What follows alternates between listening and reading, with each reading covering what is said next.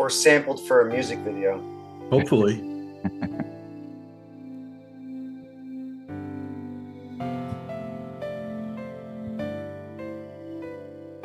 Because court sucks.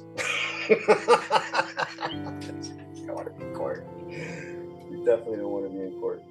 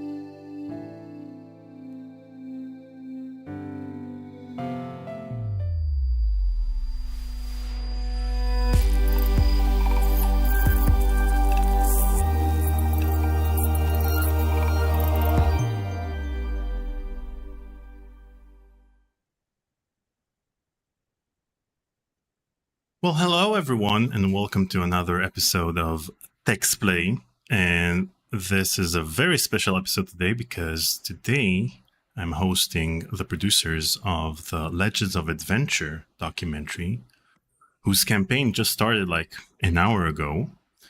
And we're going to talk to them about the documentary. And joining us is also Marcus from Cygnus Entertainment. And he's going to talk about how he got in touch with Roberta and Ken to work on Colossal Cave. And we'll see what he has to say about the documentary as well. So we're going to start off by thanking our Patreon members. Thank you guys for keeping Conversations with Curtis and Tech Talk with Daniel Albu alive. And thanking our Coffee members. Top 30 of the top 7 of the last 30 days. Schwex, Top Fuel, CJ, CompuArt, Whitey Wonder, Ozzy Astaroth, and Nerd Vicious. Now, before I welcome all of these guests, I'm going to talk about a few of the other Textplay live streams that we're going to have in the near future. So I just talked to Chris Brown, who worked at LucasArts as the voice recording producer, and she's going to join me for a session of Full Throttle on July 29th. So stay tuned for that. Everything is on our channel, so add the notifications and make sure that you join me for my live stream with Al Lowe, in which we'll play Leisure Suit Larry 7, my live stream with Noah Falstein, in which we'll play Indiana Jones and the Fate of Atlantis. Chris Brown will play Full Throttle, and that's it, I think. Okay. Let's bring in our guests. Hi, everyone. Hello. Hello. Wow. Hey. I haven't had such a big crowd since my live stream with Roberta Williams. How are you guys We'll try to doing? live up. Bring We're in the doing energy. well. Bring in the energy.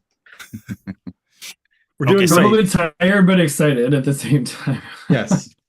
Exhausted, excited all at the same time, and blown away by the initial response to the campaign that, like you said, has only been live for an hour. Congratulations! Yeah. 25% funded already? What? I think we're actually over 33% now. I just checked. So like wanna the get number technical, goes yeah. up faster than we can make a GIF to put on Twitter. So Let's 30 go! 33% in the first 66 minutes? We'll take it. Wow. Yeah, we'll take it. We're very super excited. You know, we were trying to be cautiously optimistic, I think, but we knew that there was a bunch of other fans out there like us that just really felt like this was a project that was overdue, and like, you know, we just knew that there was, you know, hopefully a big fandom that would love to see the kind of project we want to see put together.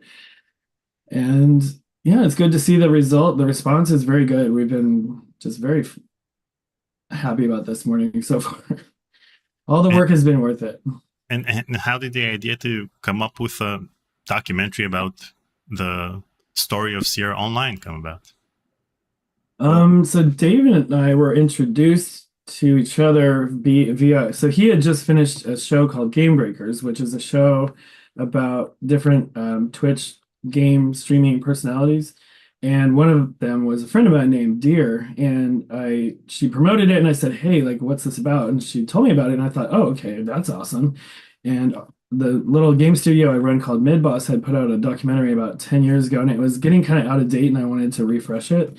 And so I thought I would ask for an introduction to Dave, and we started talking, and we kind of mulled over that project, and we kind of both came to the realization that it was just not an exciting project. It wasn't really necessary either. And then somewhere in the conversation, I said, like, you know, I'm a big adventure game fan, and I have a feeling like, 'cause I gave Dave the brief, like, a quick summary of the rise and the fall of it, because everybody knows they were the hot thing in the 90s, and then they just kind of fell off in the late 90s. When things like Wolfenstein and Doom came out, the 3D shooters that were fast action, but they never went away. And I knew that there was this undercurrent, but I felt like there was this rise in interest again. And I said, Dave, I think that there's a renaissance kind of happening. And because I had secretly known and been introduced to Marcus via Ken Williams to help with Colossal Cave. And then shortly after, the new Monkey Island game was announced. And I thought, okay, that's a weird coincidence. Ron Gilbert's coming out to get to work on a new Monkey Island for the first time in 30 years. And then Ken and Roberta are coming out of the woodworks for more than 25 years. And so that's kind of how it started, is we just had this conversation where I was like, I think this is a thing. Like, I really hope it is, but. Yeah, and kind of the initial scope was a little bit of, you know, telling the entire story of the genre, and then just realize there's so many companies, so many amazing creators, so many games to focus on. We would kind of be spreading ourselves a mile wide and an inch deep. And then kind of in talking to Cade, learned about the fact that he had gotten to work with Ken and Roberta on the revival of Colossal Cave, and thought, well, maybe that's a way to really use that as the lens, and use the Sierra story as the lens to tell the story of the whole genre. And so, yeah, and that's when we kind of brought Will in, who will helped us out greatly with the marketing on Game Breakers, which Cade mentioned. And the three of us have been running with it for about, you know, it's been more than 2 years in the making, from originally deciding this is kind of what we want to hone in on, and using kind of developing the premise and doing our own research and recruiting to the project. So the list of names that we have on the campaign, you know, that's been 2 years in the making of, you know, having conversations, and those people thinking about it, and some being enthusiastically on board, and some needing to be won over a little bit more than others to where we are now. So it's all been very exciting. The teaser that you sent me with the shot of Ken and Roberta looking over the water and the trees, and it just, that little bit was just giving me chills in my spine, like how awesome this is going to be. You guys are the right people for it. It looks amazing already. Thanks so much. When did you start filming footage for this documentary? We went out to Ken and Roberta's home in Washington in early May, was it, Dave? Yeah. So, yeah. And shot a full day with them there, really dug deep, and, you know, got to know them. And I think in the process sort of proved ourselves to them in a way. Obviously, there was an existing relationship, but seeing the professionalism that we were bringing to the table, seeing all the great Oh equipment. no, Ken said no in the beginning. He's like, Yeah. nah, I'm not interested in doing it. Nah. And I they think that's kinda- because yeah. he was like, Or- he was working 6 days a week, 12 Yeah. hours a day on Colossal Cave, and he didn't want any distractions. Yeah, But he they was kind of like, threw down the gauntlet back to we us. gotta work on the game, you know. I was just saying they just, kind of threw down the gauntlet and said like, okay, if you want to make the documentary, come to us. And they live in a very remote area, and so it was a bit of a challenge to get out to them. But once we were there, I think we hit it off really, really well. And the results of that you can see part of in the trailer that's posted on BackerKit and YouTube and elsewhere. But there's more to be revealed, which is the most exciting part. I think there's a lot more to show. Yeah, so first of all, I'll post the link to that campaign in the chat so people can join. And so I understand that the documentary itself is going to be feature length, so around 2 hours or so. But how much raw footage have you guys filmed? So we have only filmed that first interview with Ken and Roberta, and that was without any funding whatsoever. We just kind of decided it's really worth getting this interview, and we have to start the ball rolling ourselves to kind of prove to them and prove to everyone who might back this, what we're capable of, and the level at which we want to produce this. So it's just we've shot exactly 1 day on the project.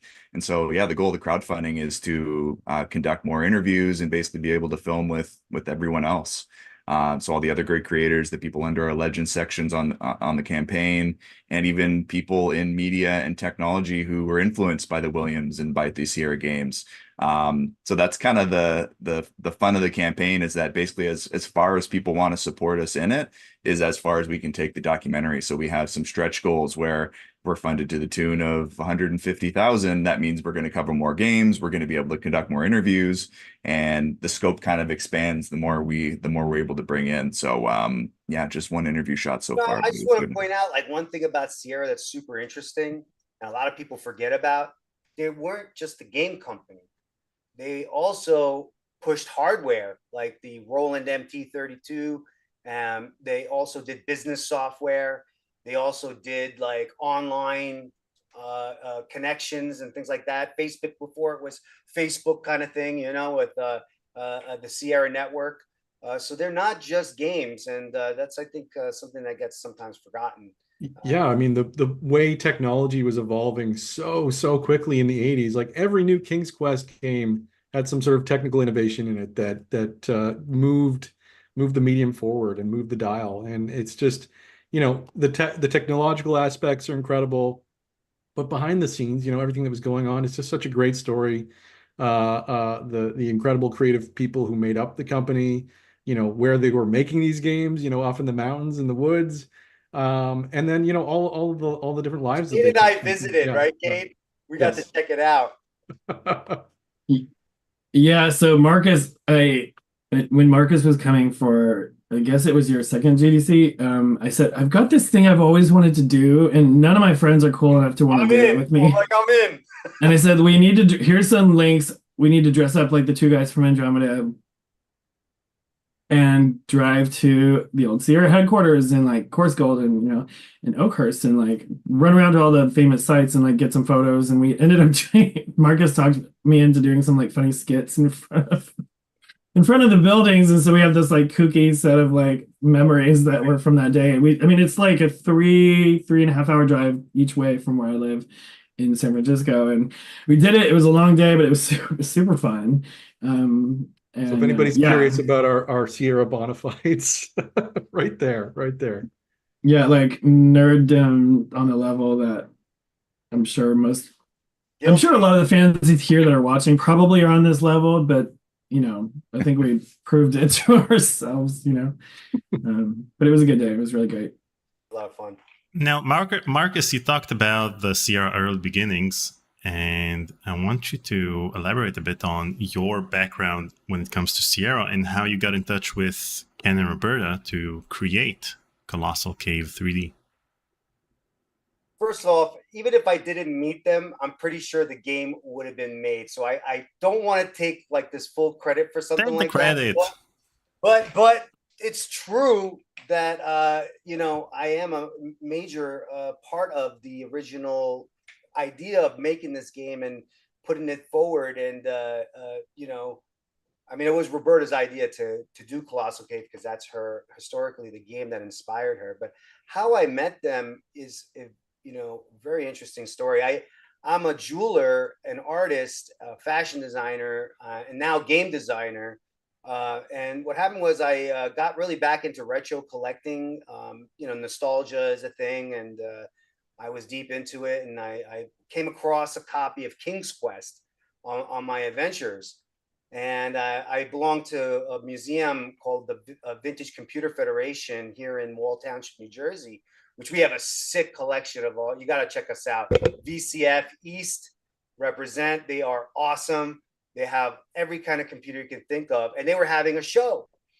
And I contacted Jeff and I'm like, hey, Jeff, you know, I just found these really rare games, King's Quest 1 for PC Junior and Adventures in Serenia. You guys always talk about the computers and the history of IBM and Commodore, but why not I give a little presentation about Sierra and like this company and like how it influenced, you know, gaming and stuff like that and business and all kinds of stuff.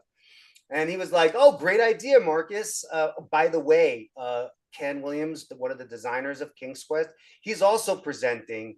So I'll have you lead into his, you know, history of Sierra presentation. I go, what? So now I'm like nervous and freaking out. And like one thing led to another and they introduced me to Ken. And I'm like, listen, Ken, I'm gonna give this presentation. I don't want to sound dumb. I want to, you know, I really want to know about these two games and have some, hopefully some inside knowledge on it. He goes, well, I just wrote a book. And he goes, why don't I send you a copy? It has a chapter dedicated to both Adventures in Serenia and King's Quest 1 for the IBM PC Junior.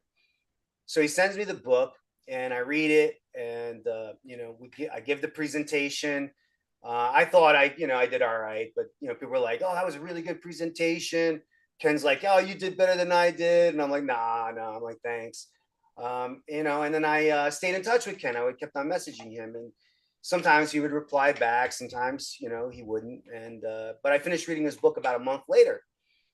And I go, hey, Ken, I just finished reading your book about the rise of Sierra and the fall of Sierra. I said, wouldn't it be great if you made a comeback like Steve Jobs did at Apple? My exact words. And he comes back and goes, oh, I'm working on something. I go, I know you don't know this about me, but as a jewelry designer, I do 3D modeling. And I'm one of the first to do 3D printing and modeling in jewelry. I'm like a pioneer.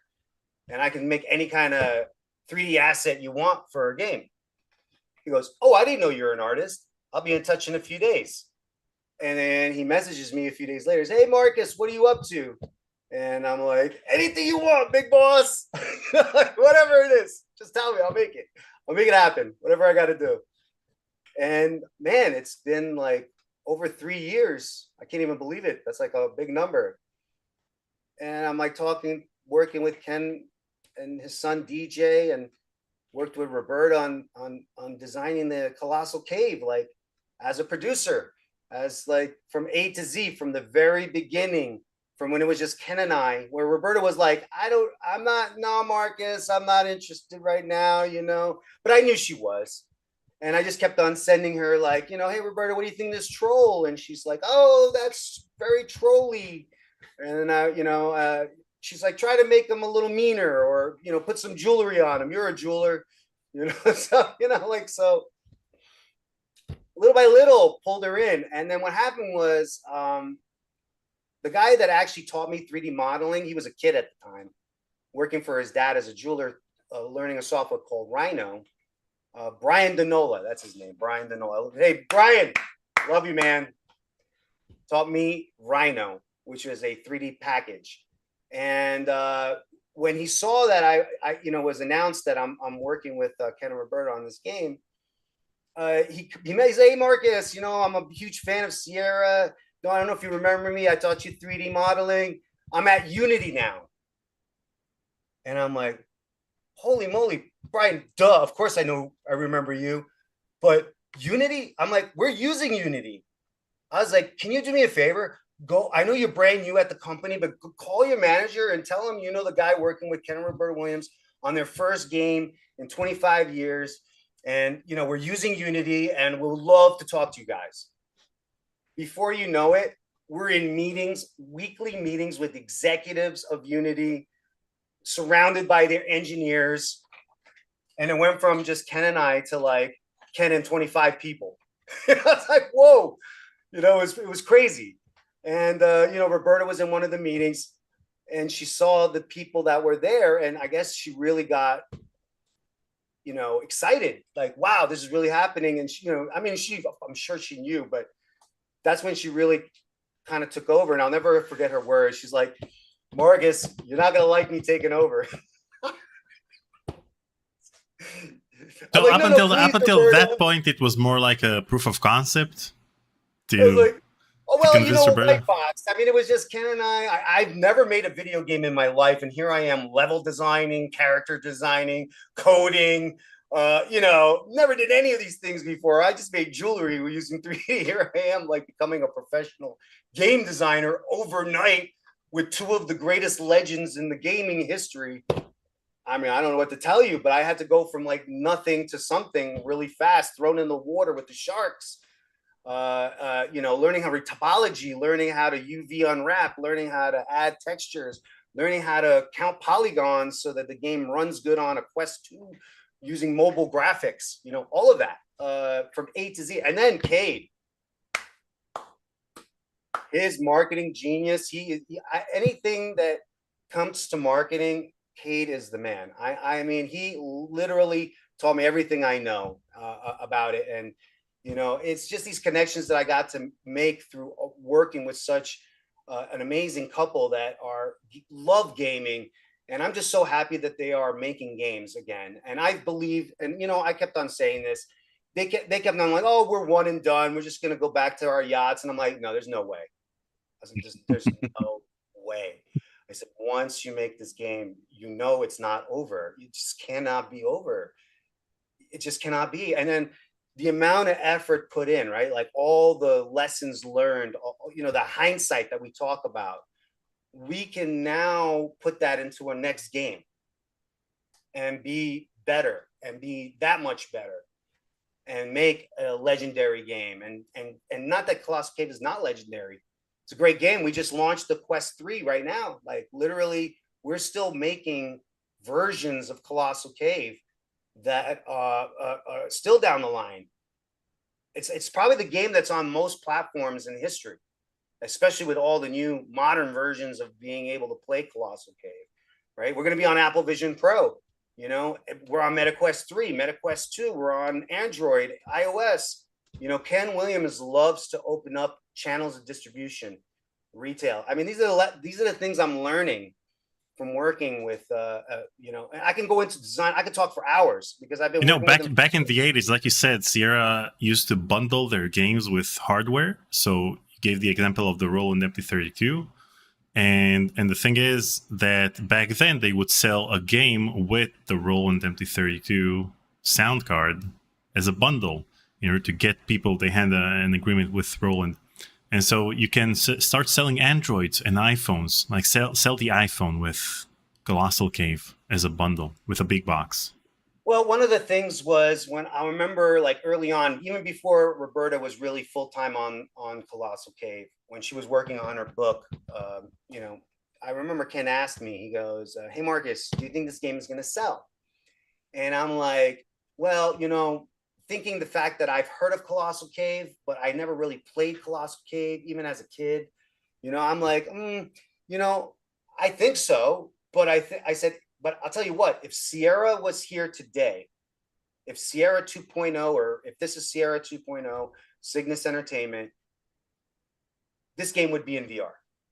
We would have a VR version. But I'll be honest with you, I really, did not expect to go mobile and be like, all right, we're going to be on all these different, when I mentioned it, I was thinking of it more as a novelty add-on to like, say, a Steam PC version.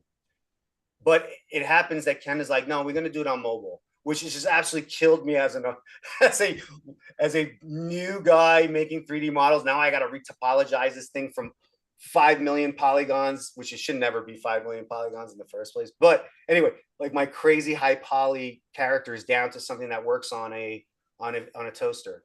So it was a challenge. Woo! Well, nowadays the iPhone has stronger hardware than most PCs, so you know. It happens to be also the bestseller for us. So the MetaQuest 2 is our bestseller, according to Ken. So he's right, you know. But you know, these are some of the lessons you learn as you start from the very beginning of a game all the way to the launch.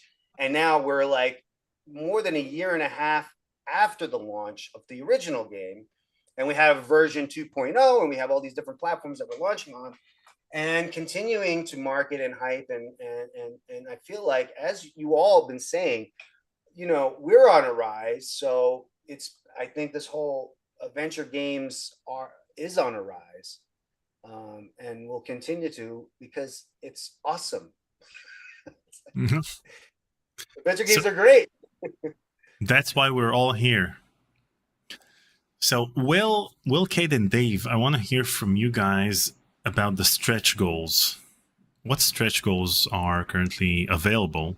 I presume that some of them are no longer available since some of the tiers. Well, there's stretch goals and there's add-ons. So there's two different things. That okay. So Dave, let's talk about the add-ons first and the ones that are available, and then we'll talk about the stretch goal. Okay, I'll do the add-ons, and Dave, do you want to do the stretch goals? Oh wait, I can Dave, speak you're to the muted. stretch goals, Dave. Yeah. Oh yeah. So the add-ons are a bunch. It's you know, there's a bunch of like you know, no limit ones, like additional set of the 10 gorgeous enamel pins, like the t-shirt, like some extra copies of the poster that's available. But the bulk of the add-on choices, and if you log in now, you'll only see a few of them because we've had to take several of them down because they were one of a kind available. But there was a treasure trove of classic adventure games from Ken and Roberta's private personal collection, and they said to us, like, hey, like, you know, we've got some rattling around in our crawl space in a box somewhere, like, would you want to sell those? And I was like, yes.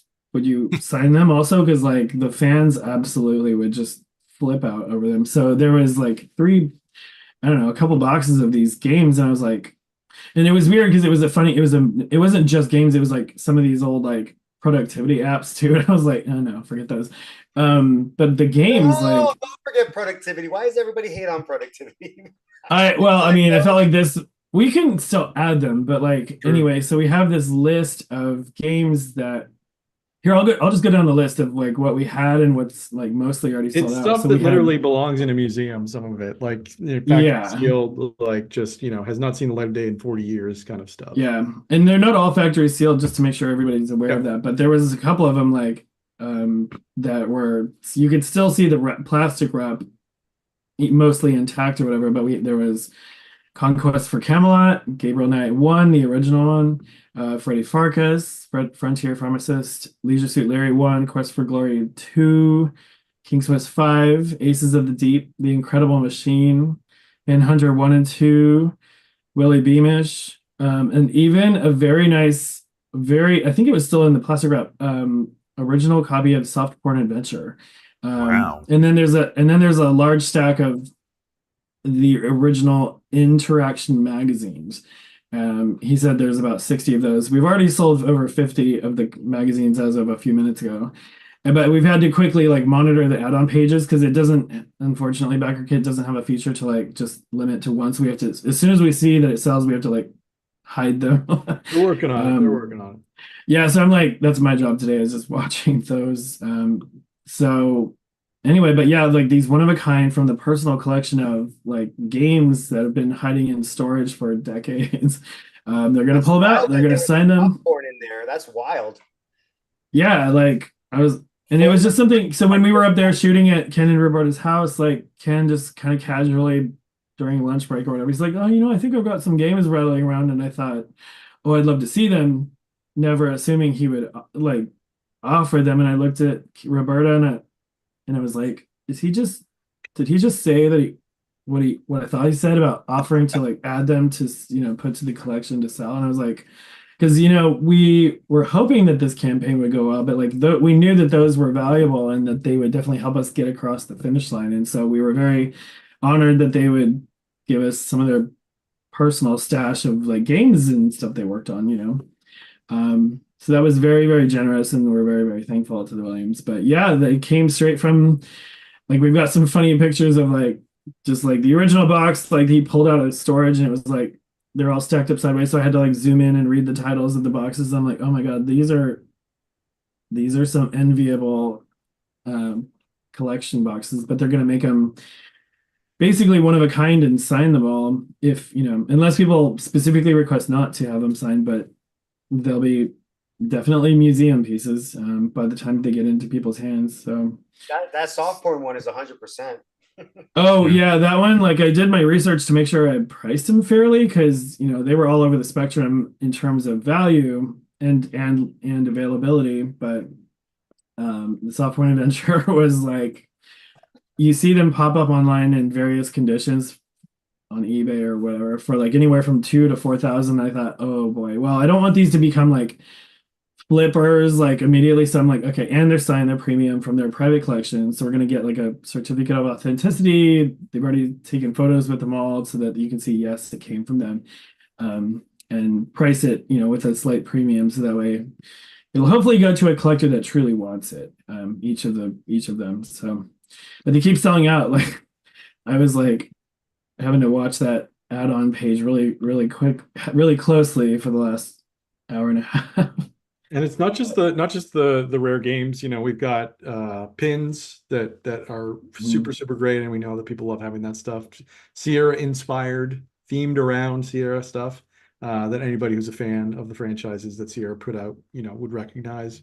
You can get additional physical copies of the Blu-ray. I'm sorry. If it's like the quality, like the one that you introduced me to for the Colossal Cave pin, those pins are going to be awesome. Yeah, so backstory, I introduced Marcus to my favorite enamel pin vendor.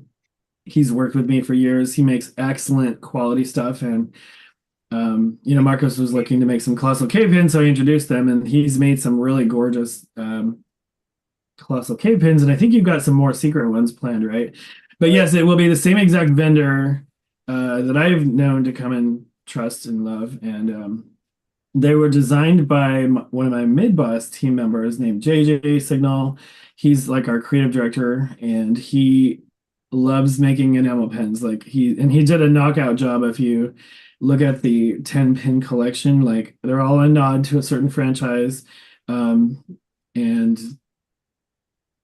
they will look exactly like the way he kind of portrayed them. The one fun thing that I don't think people realize is, and this is a thing we've never done before, but the magnifying glass pin that is from Colonel's Bequest, it's actually going to be translucent red enamel, so you can actually like look through it. Wow. We've never done that before, but so it should be fun. But we've researched it, and it's a very possible thing. But that'll be fun. We've never done that before, but we got the golden mop for Space Quest. We got the champagne glass from Soft Porn Adventure, and lefties from Leisure Suit Larry. Inspired by, not from. Inspired by. Yeah. But yeah, so we tried to kind of put together, some tiers that even if you just want to get the movie, you know, that's at the base sort of digital tier. But then, you know, for people who love their hardware and physical things, there's kind of a bevy of things like that. We should mention too so there's a question in the chat about it. Nichwich says, I was able to get a few of the add-ons. Thank you for offering those.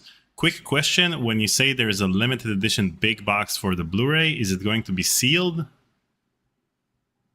In plastic wrap? Yes. I think we can seal those as part of my shrink wrap machine. I got one. Yes. All it needs is a shrink wrap machine. Yes. Yeah. We hadn't actually thought about it, but we can do that. That's not a problem. Then you can't watch your physical copy of the movie because it's inside the box. or there you go. One that triples is best. The one they open up, right? Yeah. I mean, like, or you get the fun of peeling it back and opening it up. But yeah, we can shrink wrap them. We hadn't even talked about that, but that is a good idea because that is part of the appeal of having a true collector, one that you just put on your shelf and save forever because you treasure it. So, yeah, that's a good question. We can do that. Yeah, that was kind of one of the more fun items we came up with for the campaign is, it's the Blu-ray like you're going to get in the lower tiers, but it's in that classic box that I think all of us when we're kids, it's the one you wanted to bring home under your arm that had the game inside. So in that, those same Sierra big box dimensions, that's just kind of a cool way to present it. So yeah. And the art is not final, so we're hoping to potentially reveal, what that will look like, what the final design of that will look like as the campaign goes on. But we are looking to the old original Sierra box designs to get a lot of influence and style. Exactly. So that way it kind of looks and feels like a proper Sierra retro original classic game. Yeah. And another follow-up question from Nitwitch. How do I pledge more than once on Backer Kit? It looks like I need a second account. I do want to get 2 so I can collect 1. But you can wait. Oh, so you mean a second collector box in addition to the main one? Dave, we might have to add that as an extra add-on. They are designed to be limited quantity, so we may add that as an add-on, but we sort of have to work out some of the logistics. So I would just say, look out for that. We'll figure out what that looks like, and keep an eye on the campaign when we announce that. And Chris Pope says, according to Al Lowe, game boxes are worth more shrink-wrapped with Oakhurst air. You should go to Oakhurst and shrink-wrap them there. Yeah, exactly. Actually, we are planning. Well, I was gonna say, Marcus. We're gonna go. Yeah, back. I mean the Pagosis printer in Oakhurst. We did go there and we upset the upstairs guy that lives there, and I think is the original. Cool. Yeah, he's like, "What are you doing?" We're like, and we're dressed up like red, crazy haired, punk rock When we were in aliens. the front, I think is when we opened up the gate and walked behind is when we crossed the line. Yeah, it's like maybe too much intrusive. But yeah, we actually went to the printer, so Like, maybe we can what? get him to fire it up. Yeah. Maybe we can get him to fire the printer up because you could look through the windows and you could see some of the old boxes still on the walls. And I was like, man, if I had no scruples, I'd be getting up in there right now. Yeah, they had But yeah, 3 artwork printed hanging, and it was just like, you gotta understand the place has been closed for what looks like months, and you still see Sierra game artwork printed hanging on the wall, and the place is like, looks like dusty, hasn't been in there in months. It's pretty awesome. Okay, guys, now to the main event. We're going to play Codename Iceman. I need to know, first of all, how many of you have actually played this game and played it all the way through? I remember the box very well as a child, but I never owned it. I've never played it, only know of it.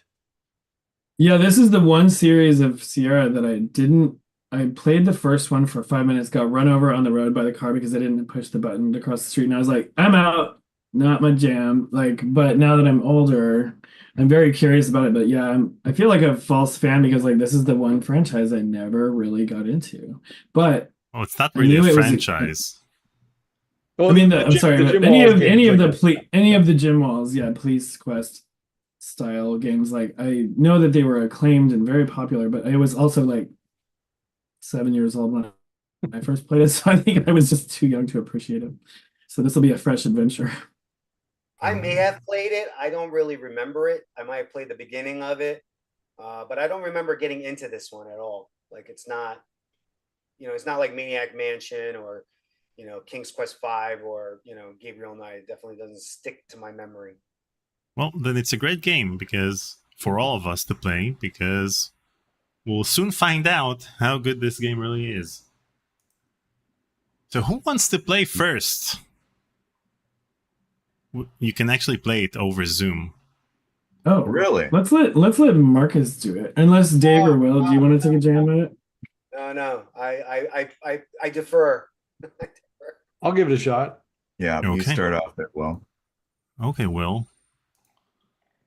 So in order to play, you're going to have to move the cursor on the window in which exactly.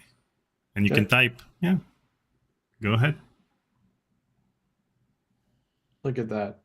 Ooh. Wow.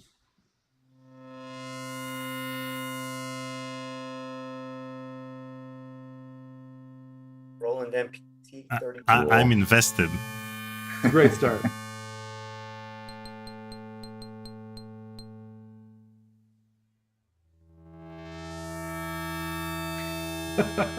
Yes. 1990. What a year. I like how moody they start off, and it's really like simple, Yeah. but it works. You know, it really works. Just like and- little music. That's it. It's all downhill from here, guys. I hold out hope. I don't know if this is downhill. This is great title sequence. Author, designer, love that. Okay, so you talked to Jim Walls.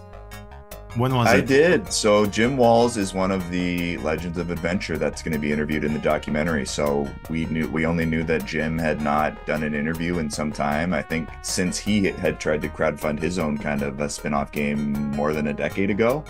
And so kind of used some cyber sleuthing and found a number we thought was Jim and picked up right away and had a great chat. And yeah, Jim is doing well. He's still out in kind of the same area as Oakhurst, I believe. And yeah, I think he was a little kind of bewildered that, you know, after all these years, people wanted to track him down and interview him about the games.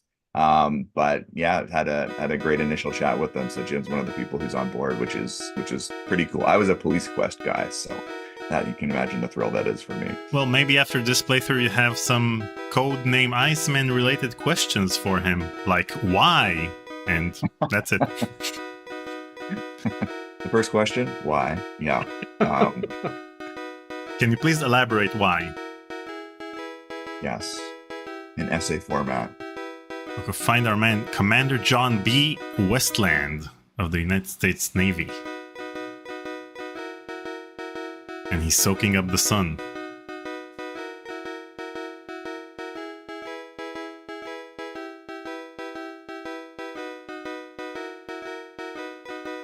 Gotta say, I like the art.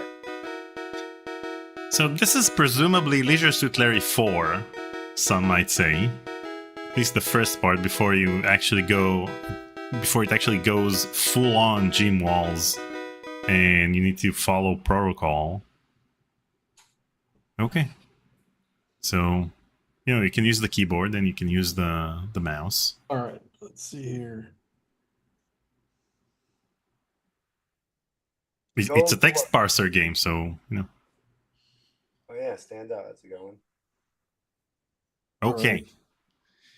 I would expect it to get a point for standing up, but I guess not. No. All right.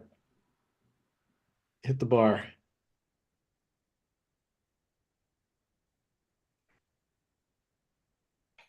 So Big Kahuna is in the chat. Big Kahuna is William Shockley. He worked at Sierra Online, and he was a QA tester on this game. So amazing. if you guys feel like we have to suffer through this game over the course of one live stream, he had to suffer this game several times. Why is it that bad? Like, I don't know. So far, the art looks amazing. No, I like it. the art is great. You know what? When we get to the submarine section, I'll switch the controls to you, and you'll be in control of the sub. Do I get to blow things up? The classic. You don't see that. All right. I guess I can't. I don't have any money. So I need a shirt to go into the bar. Maybe you can pick it up without paying. I'm just going to grab my shirt over here. This is an educational game. I didn't realize that going in. All right. No, it's not. Do I have Who any- said it is? Well, if we've learned that you have to wear a shirt to go into the bar, so Yeah, well, you know, no shirt, no service.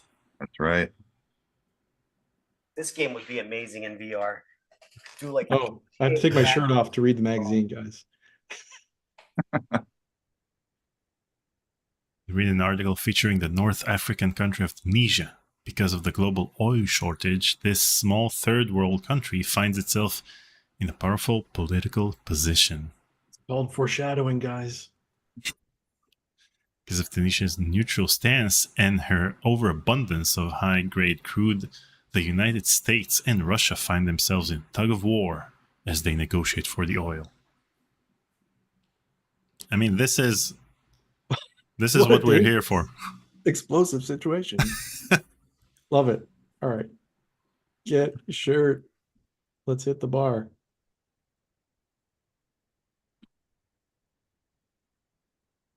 I love the Yeah. idea that a bar in Tahiti would bar you from entry without a shirt, but It happens to me a lot. I read the newspaper and say, hey, what an explosive situation this might be. What an explosive situation that might be.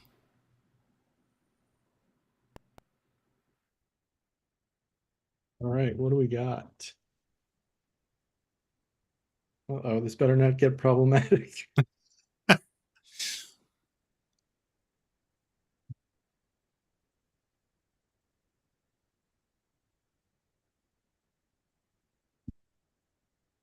How can I? Okay.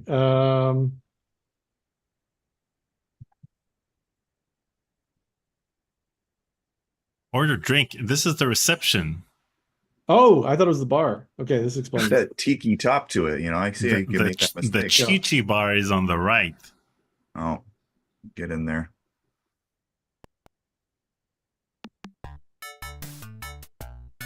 Cat's tail in my face. All right, now we're talking. Yeah, you got into the scum bar.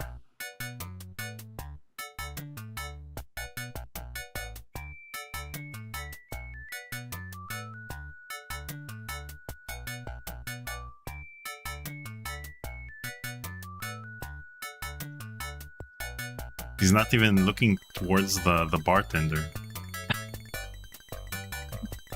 All right, so I will talk to bartender.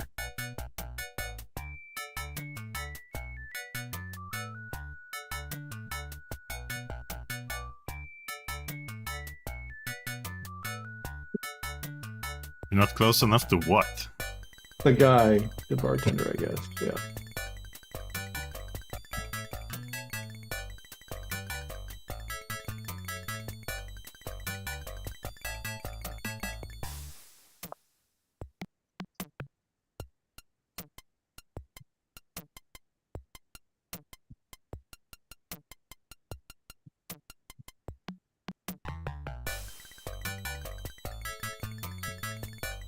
Oh, any help, guys? I'm just jamming out here to the cute tune. It looks like I'm in the Caribbean.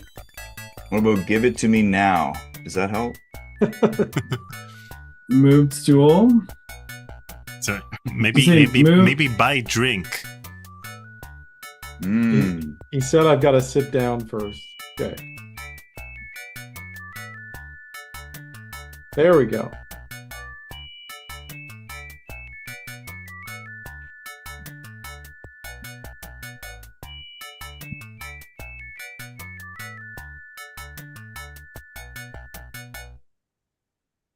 I mean, I think that earlier you didn't understand what you wanted to do because you wanted to order 2 Mai Tais and said that you're not close enough. Close enough to what?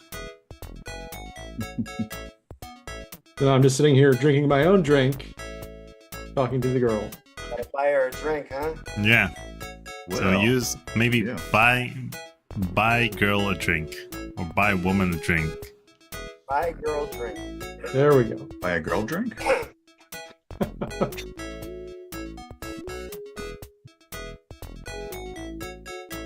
They don't have the option for splitting the bill 50-50. Yeah. This was the 80s. All right.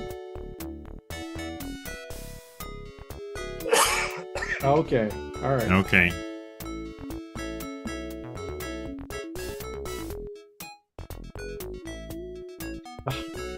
I don't understand another. Okay. Just say buy drink. Like it's usually a 2 words a syntax. Oh, All right. Well done. Thank you. Would anybody we learned else our- like to take a crack at it? We Yeah. learned our first lesson. Save early, save often. Yeah, let's save. We cannot save at this time. Take shit. If anyone else wants to play, All been there, done that. let's set the speed faster. The worst is when you work like 3 hours on a model and then the software crashes.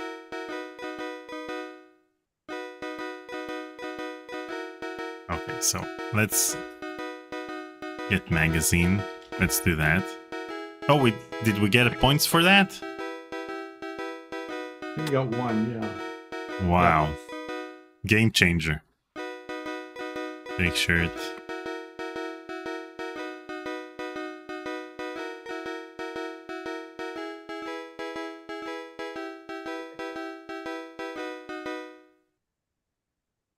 Oh, let's play some volleyball. Oh, wow. Let's play ball. What? You need someone to. You can't play volleyball solo. Mm-hmm. It's really difficult.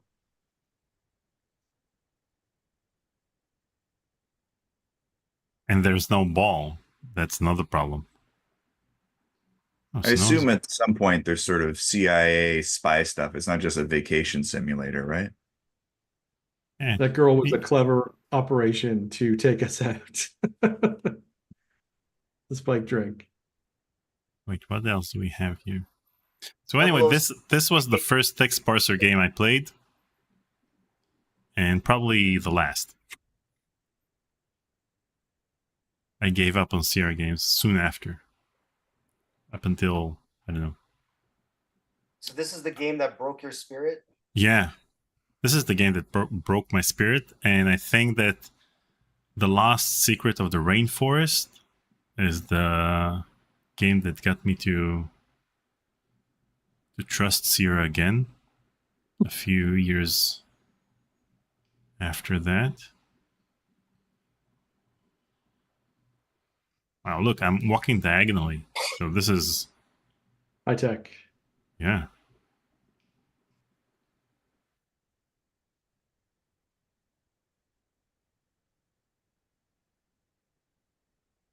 I keep saying that I'm enjoying the artwork. Whoever made Yeah. this art did great. And the music is great. Mark Siebert worked on the music.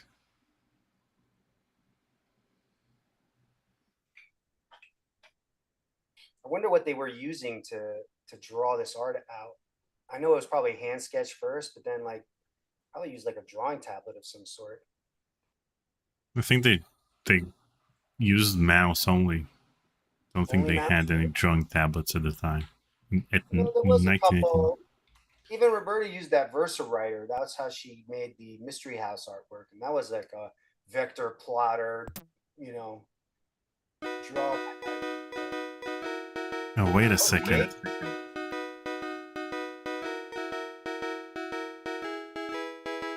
You can't play ball with your shirt on.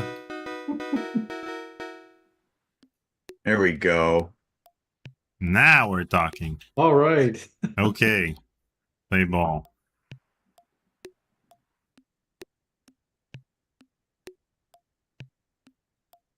Wow. Glad I joined in. Glad you joined in. What is that? That was quick. I mean, I see why they skipped Larry 4. This filled in the gap between Larry 3 and Larry 5.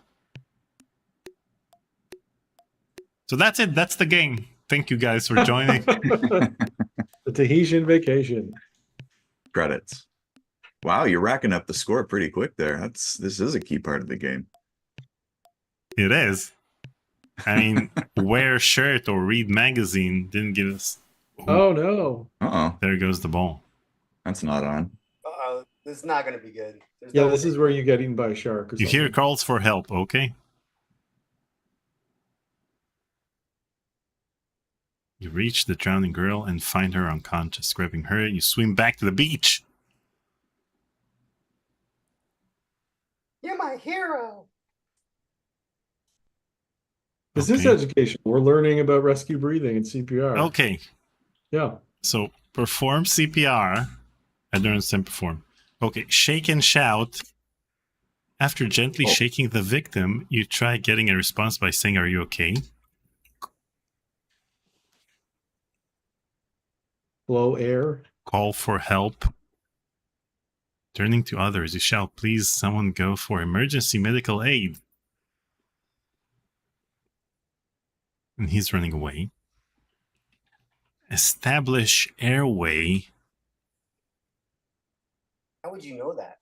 You would have to really know. I I feel like this is something that must have been hidden in the manual. Yeah, so it's they in the love to do that. manual. Establish Look, airway. listen, and feel. I mean, I wonder why this game didn't do so well. I thought you like challenging games. That we established that.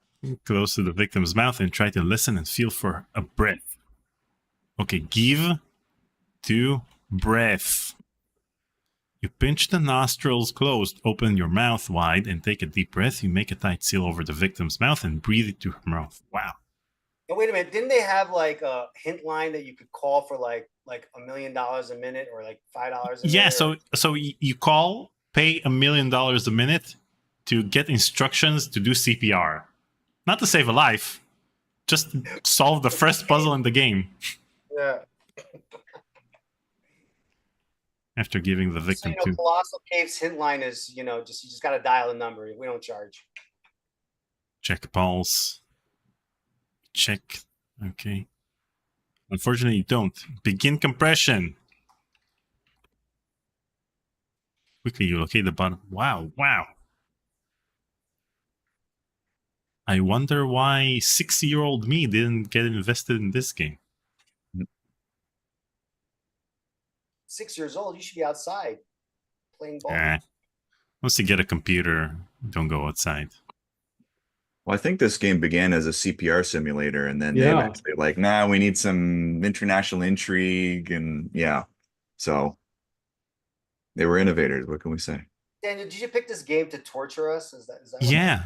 You're like, you know what, Mark? He's just getting back at me for King's Quest 3 because that was torturous for him. Yeah, but King's Quest 3 was torturous for me, but you enjoyed it. This time, it's torturous for both of us.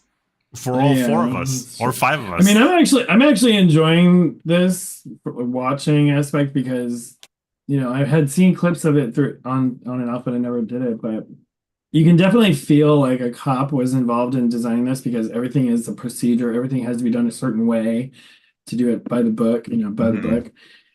So it's interesting to look back at this through an adult lens now, understanding that, because I don't think I understood as a kid that this was, all of the Jim Wells game was from a guy that was a former cop, but it makes sense now. It makes a lot of sense, but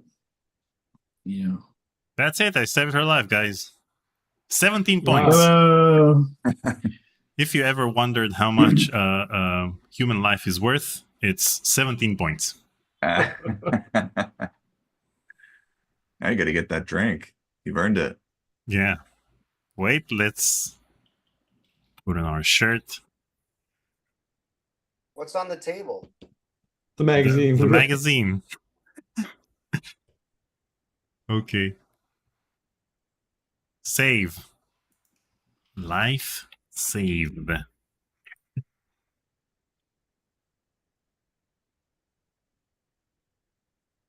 Open door.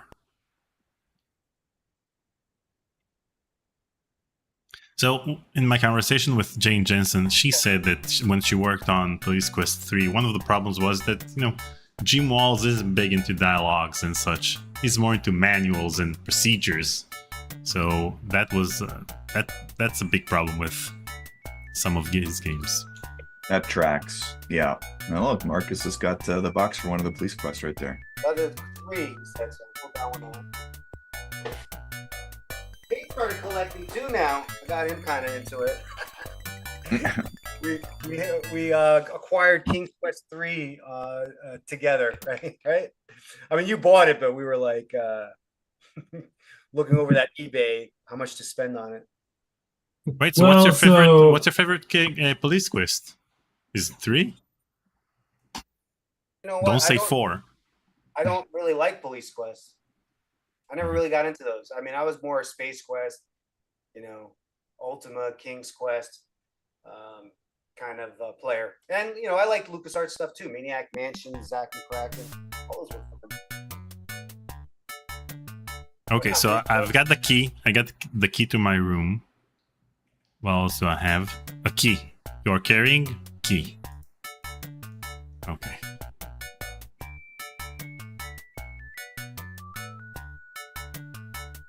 Wait, there's something else we need to do. Oh man, Jim. Okay, so I need to look at this sign and write down the random phone number. Look at sign. Okay, 555-8000. Write it down, guys. It's probably pretty straightforward. I think we got it. I got that one memorized now. You know, it's the final puzzle of the game. You need to call this number to do something. It just shows you that the game is so old they don't even give you an area code. It's 555. Sorry. Okay.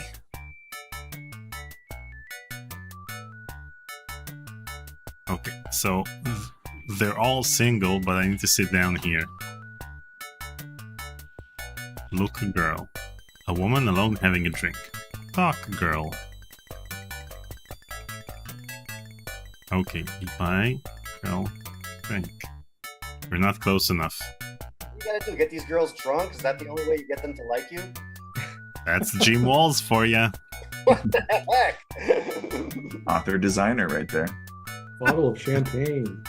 You can tell like a lot of these were like of their time. Like it's like okay, it wouldn't fly nowadays, but back then. Part of the charm, I guess.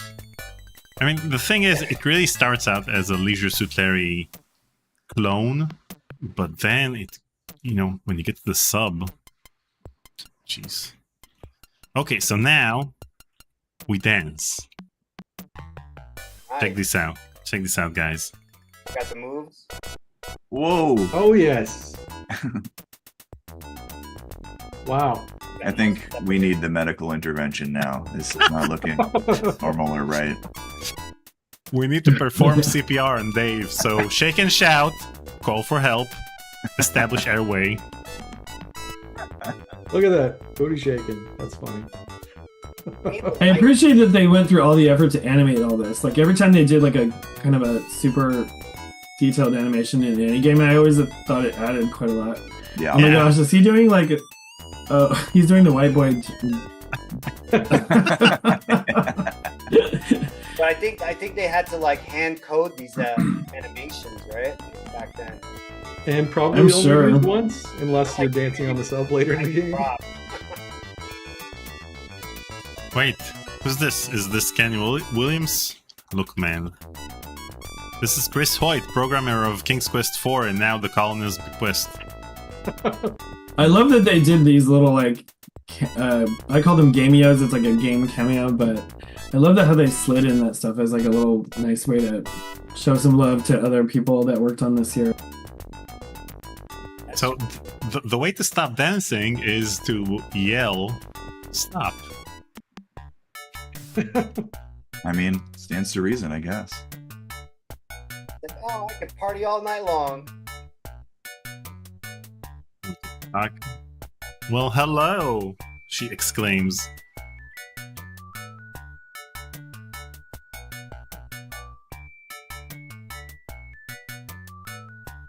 I feel like this song is almost like the mall music in the Space Quest 4.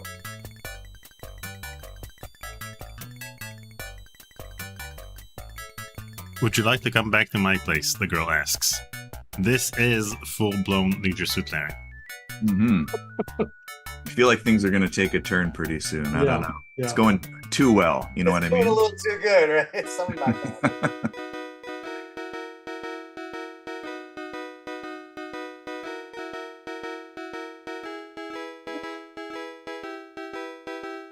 Would you like to come in for a while?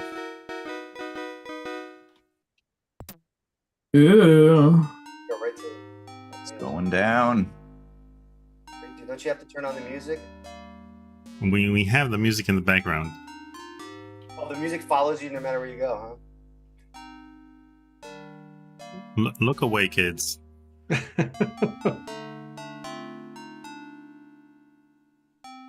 Was looking for the earring just a ruse for her to like get you in the bed? Little A-bomb. Ooh.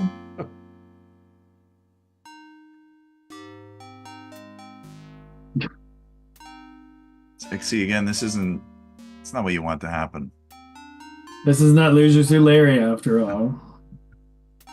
Okay.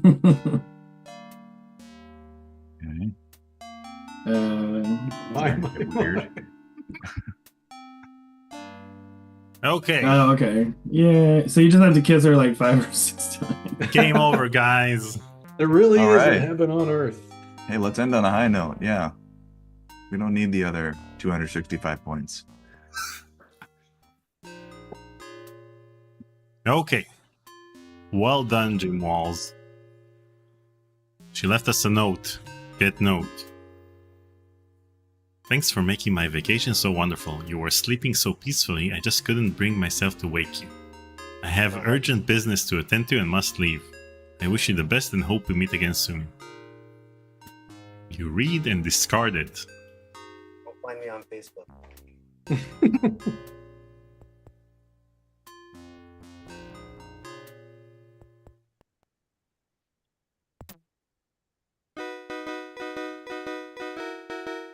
Back to the music. Wait, let's save. Yes. Hey, smart. Good idea. Life saved. Because you never know the next time you're going to be puking your guts out in the toilet. Let's set you up for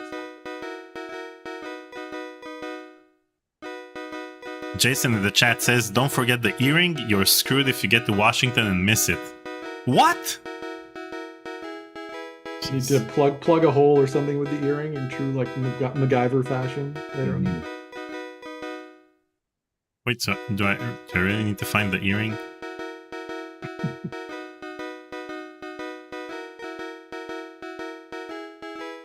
So one of the things I read recently that I haven't thought of before is the fact that in text parser games you don't really have pixel hunting. Because you can just, say, do something in the general vicinity of that location, and... That's a good point. Like, I mean, I know the bane of your adventure game system is like the Sierra games where you can die so easily, or like have the dead end things. But my bane of existence is like the pixel hunting, and luckily, I've only bumped into that a couple times that were super annoying, but. That's definitely my pet peeve, but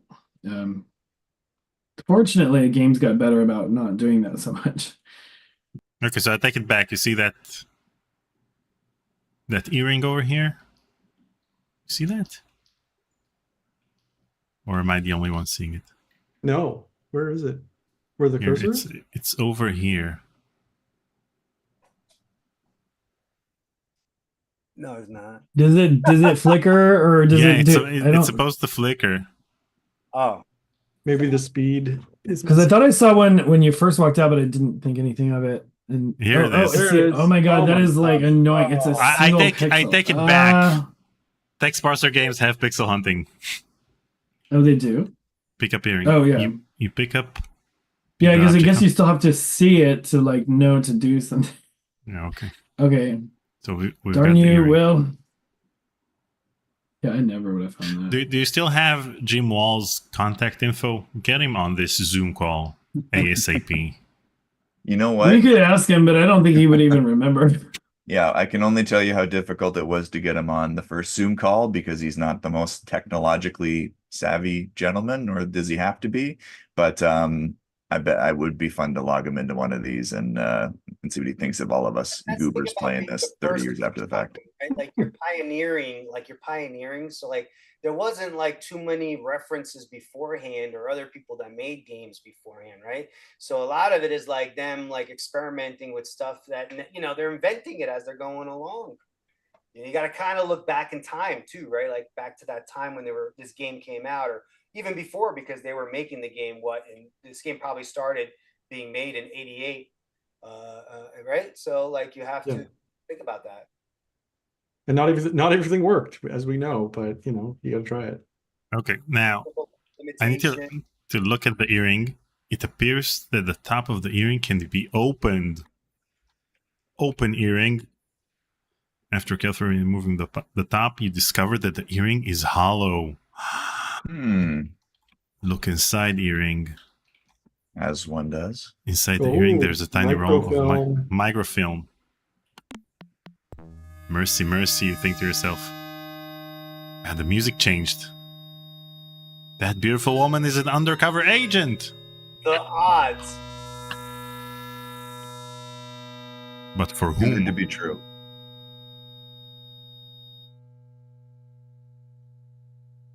I can't even skip this. That's it. Game over. Oh, dramatic pause. But for whom? Get film.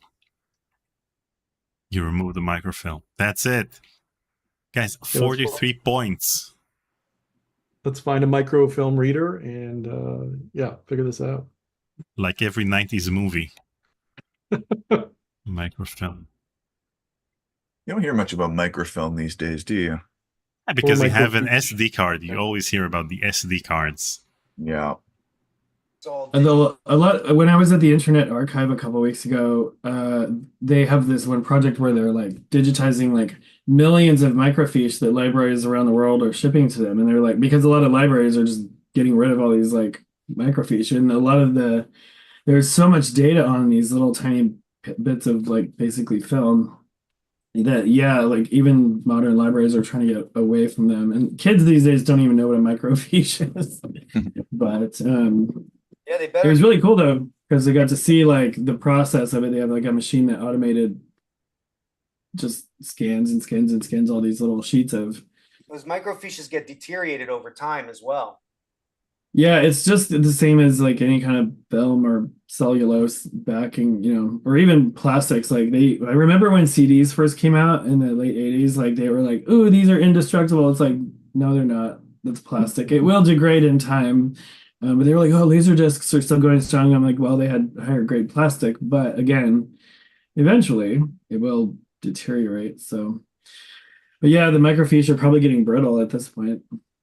One of the many stretch places. goals for the documentary should be a playthrough of Codename Iceman with Jim Walls.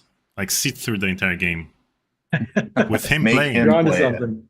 That would be interesting, especially like if he could, talk about memories that went through his mind, like as they were making it. I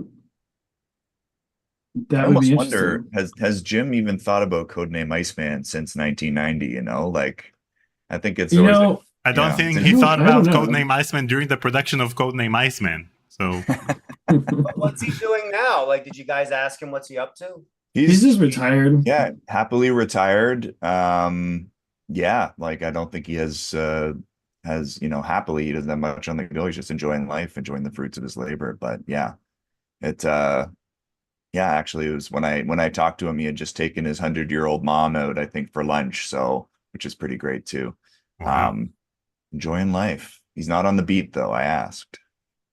He's happily still retired from the force. That's what all secret agents say. Yeah. Hey, it's true. He is Iceman.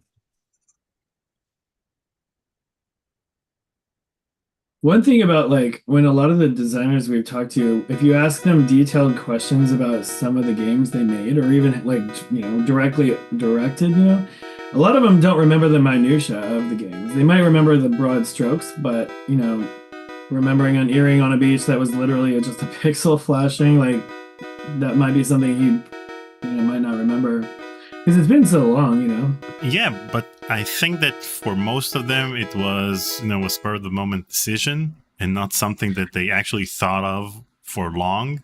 I mean, for us, Yeah, exactly. an excruciating puzzle is something that you remember for life. But for them, it was, you know what? Let's add that pixel over there. Or we need an earring. Let's place it over there and not think about it. It's the people who Yeah. are working the hint lines that know of all the little moments, especially the hard ones like that. Mm-hmm. Yeah, they would probably remember because they They probably don't got plan out the these most games. difficult questions over and over too. They don't plan out the games and puzzles in advance. Like they just randomly. I'm serious question. I didn't know that. Like they will just like let's put a ring. They don't have like a pre-production design plan. Back in the day, and even now, like a lot of design stuff, you do try to pre-plan as much as you can, but a lot of it's on the go. Like so you throw something in that you plan, it just doesn't work, so you make up an alternative on the fly. Yeah, that's for sure. I mean, sometimes I you think I speak from experience. sometimes you think of while you're writing the story, you think which puzzles should go where. But then after you play the game all the way through, you may think that it's not challenging enough or not long enough. And then they always add a maze or a stupid puzzle at the end of the game. And that's why or if they run out of budget, then They had a stupid Budget puzzle. is a thing that budgetary things can definitely curtail the game, like a game's development for sure. Like also speak from experience. So but that's just the reality of the business of games Talk about sometimes, feature creep where you keep adding stuff. God, feature creep is the biggest pain in the butt, but like sometimes you need to allow for some of it because, the creative process is you can't pre-plan everything to the 10th degree before you even start. That's just not how game development is. You can do that for film and TV and movies. Games a lot less so. There's just 202 or say 208 what? versus GG. Oh yeah, 202. General Braxton GG 1202 555 27 GG Baloney. 202 Yeah. is North Jersey. That's like New Jersey. That's North Jersey. Baloney. 212 is Manhattan, but 202 is North Jersey. Well, remember the 80s, the time a lot of area codes changed since then. Anyway, yeah. By the way, backers that are watching, I just noticed that there's only 4 of the Interaction magazines left. So if you want one of the signed copies, grab one. There's literally just 4 left. So those have been going out a lot faster than I thought. 3 left. Correct me. There's only 3 left. And if you have a backed already, I believe you can add that to your pledge. So we kind of only opened those up once we saw how quickly the other box games were flying off the shelves, quite literally. So yeah, we didn't think that people would want those, but we really quickly were like, ooh, yes, people want this stuff. I guess we'll, add them to your thing if you want. There's 3 more to go. Well, the Interaction magazines are always full of hope. I remember the Interaction magazine in which they started talking about Gabriel Knight 2 and about the crew heading to Germany to take photos of various locations. That would have been fun to do because, like, when you work on FMV games, it's not just like art coding at a computer. It's like you have to go shoot, you have to get actors, physical props, and sets and stuff. That would have been interesting. Fantastic. I've never, yeah. You ever go to Gamescom? I just went to Gamescom Latin America last week. I've never been to the one in Germany, but I know you did because I told you to go. Even though I've never been yet, ironically. But I knew it's important because it's now officially the biggest game convention in the world since E3 died. But yeah, I've never been to Gamescom. I've been to Germany, but never Gamescom. Well, I guess I've been to Gamescom Latin America now that that's a thing. So. Wait, Ozzy asks, what's the link to back the project? Let me just repost it on the... So I posted on the chat the link to the backer kit page of the Legends of Adventure. Thank you very much. Yeah. Thank you.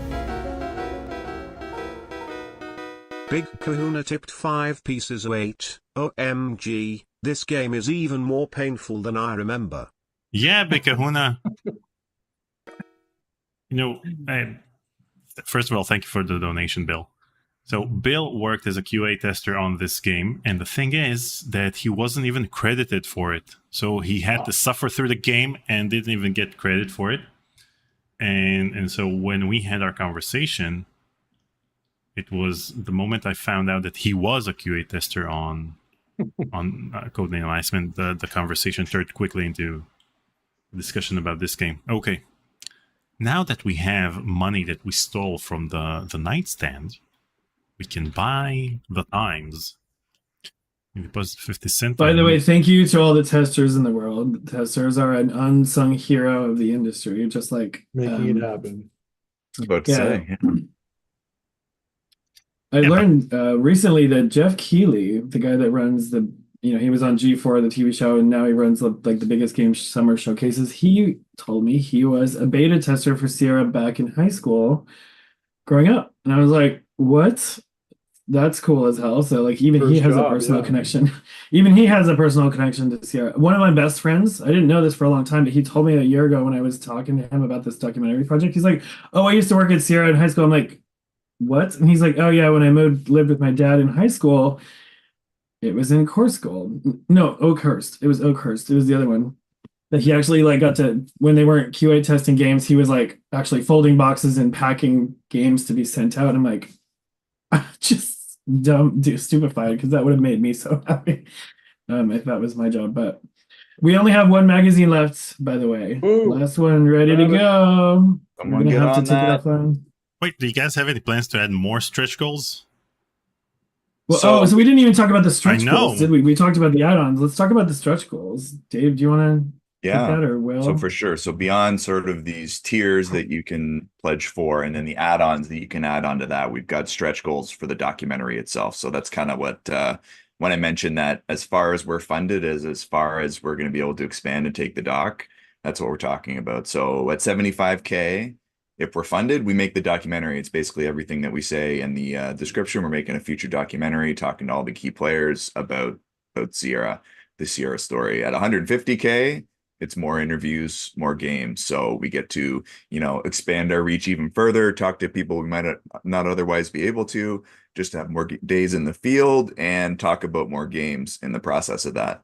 A really exciting one is at 225, we create a full official soundtrack for the movie by an artist here in Toronto with us named Jess Forrest, goes by Castle If. And if you've seen the teaser, that music behind it is all the amazing music of Jess. So we get to basically maximize and have her music across the entire doc. So if you like what you're seeing or hearing in the teaser, you get that across the entire thing. And then at 300K, God willing that we get there, we'd really love to get there. We basically do a spin-off mini doc series that's even outside the realm of the feature. So it'll be a 6-part digital doc series for backers where we basically, rare gems from the Sierra catalog or interesting stories that could be told. We get to expand those out into their own series and basically hone in on there. So all those kind of odds and ends and interesting side quests that we might not be able to fit into the feature, that's where those live. So those are the stretch goals. So it's looking pretty good in terms of hopefully getting to our 75K goal, but we do have an eye beyond that to what we do if the backers fund us there. Lots of Awesome. ideas brewing. And yeah, the idea to do like a deep dive into, some of those hidden gems, even just getting to go deeper on specific, even mainline titles would be really, really cool. But, we have to get there first. And the first job is to make the doc, do what we say we're going to do, essentially. Who does the editing? We have a great editor lined up for it, a guy named Adam Scholes, who is fantastic and a Sierra fan to boot. So he's exactly the right guy to be behind the scenes on the project for us because he knows the material super well. You should see his collection. It's not Marcus level, but it's pretty good. It's pretty good. Yeah, as much as we could with sort of crewing up and lining those talented people into kind of our Rolodex to work on it. We wanted fans to be involved just like we were. It's not a total prerequisite, but to have an editor on board who knows the games and the titles, that's such a great shorthand to have. So yeah, we're trying to keep it as much as we can by fans for fans. And while we're talking about editors, just have to give a shout out to Nathan Boone, our fantastic trailer editor, who put together that first look trailer. He's a fantastic guy and an amazing editor, and I don't think we would be where we are today without that piece. Totally. I still think you should add another stretch goal at 400K, just an entire chapter on Codename Iceman with Jim Walls. Hey, I mean, if we get there, Put him in a 6-hour macro room doc, with a computer and this game and lock him up until he completes the game all by himself without a walkthrough. cruel and unusual punishment. 400K, we would make it happen. We just passed 50% funded, guys. Yeah, congrats. Wow. Oh my god, 50%. Also, all the magazines sold out. Yay! So we might have to find some more interesting add-ons to try to add in if we can. But yeah, kind of going down the tiers, all those physical items, Blu-rays, posters, T-shirts, things like that. Those are in unlimited quantities, and so you can get in on those at any point. The one-of-a-kind add-ons are flying out the door, though, as we expected. So Ozzy Astaroth asks in the chat, can I change my backer level before it's done? I may go up a level if I can get more money. Get enough money. Yes, you can adjust. You can go in and adjust your pledge level during the whole 28 days that this is live. So feel free to go up and change it up or down later based on your personal circumstances. But yes, you can do that. The only things that will be limited, obviously, is like if certain add-ons are sold out, which most of them are at this point. Obviously, they won't be available, but you can definitely change the unlimited tiers however you like. Still floating out there is the copy of Soft Porn Adventure signed by Ken and Roberta Williams. So if you do scrape that together, a mere $7,500, that's there for you. Okay, did anyone write down General Braxton's phone number? No. Is it 202 555 23 26 23? 26, 23. There's no answer. No. I just remember that 555 8000, but I know it's not that. Look at Black Book.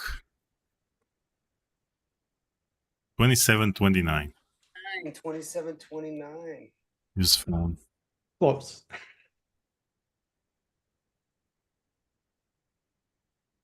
So if you ring someone on the other end answers, the voice bellows, General Braxton here, what can I do for you? Yes. Fuck, man. I don't know. What? Ask about Gigi, because there was that other name on there, Gigi. Gigi Baloney. Oh. Give it for yourself to the general. Talk to him. Okay. Where on earth have you been, Johnny? We've got an explosive situation on our hands, and if playing around on the island, yeah. Due to the sensitive nature of what we're dealing with, I can't give any details over the phone. I need you here in Washington. That's it, guys. Wait, I need to use the phone again and dial the other number? Gigi Baloney, did you write down that number? So one. Thanks, guys. I'm sorry. I need the manual with the notes section in the back. That's what. Gigi Baloney, 1-2-202-555-8083. Okay. His phone. 1-2-2-555-8083. There's no answer. What?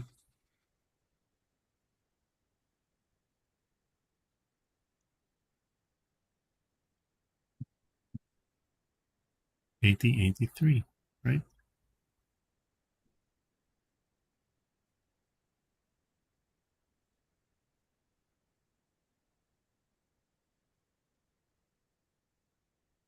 Okay.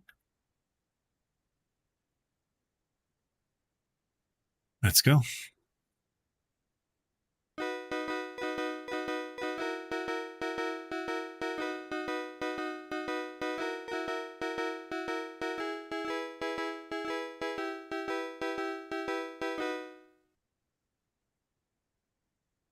Wait, maybe we need to call the number that we saw on the sign in the lobby. In this game.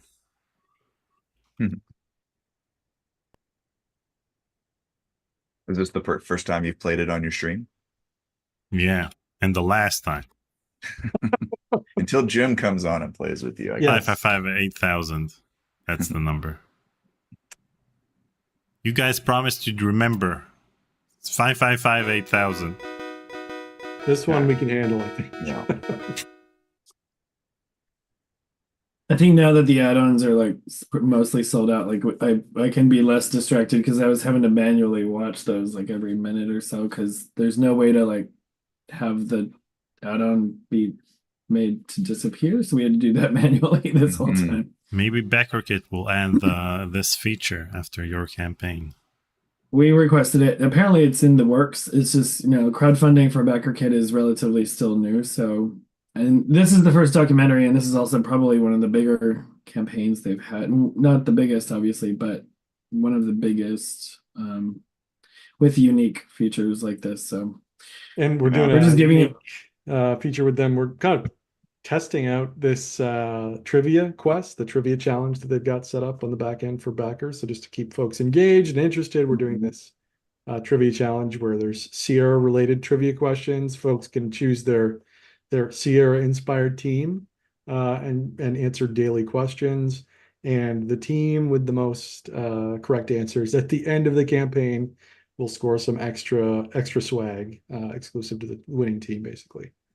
Yeah, so at the Blu-ray Plus or Blu-ray Quest level, you basically get a pin, but depending on how you do in the trivia challenge, you can win as many as 7. So it's actually a way to get more bang for your buck when you do pledge at that level or higher. So we've got teams like the Top Cops, St. George's Book Club, the Space Janitors, so you can kind of pick your fandom, and then the questions are going to be from across the entire Sierra spectrum. So yeah, it's kind of a fun thing to make the crowdfunding itself a bit of an event. Ooh, someone backed at the Premier Quest level. Oh. That's pretty cool. So Pikahuna in the chat says, I know where the house that was used for the cover of Softborn Adventure is located. Is the hot tub still there? Is the hot tub still there? No, but the house is. If so, I wouldn't use it. Because Marcus and I went there. We drove by it. The original Williams house, because they basically just packed in a bunch of these like 18 to 20-year-old programmers and had them live in the house like a crazy wild frat house, apparently.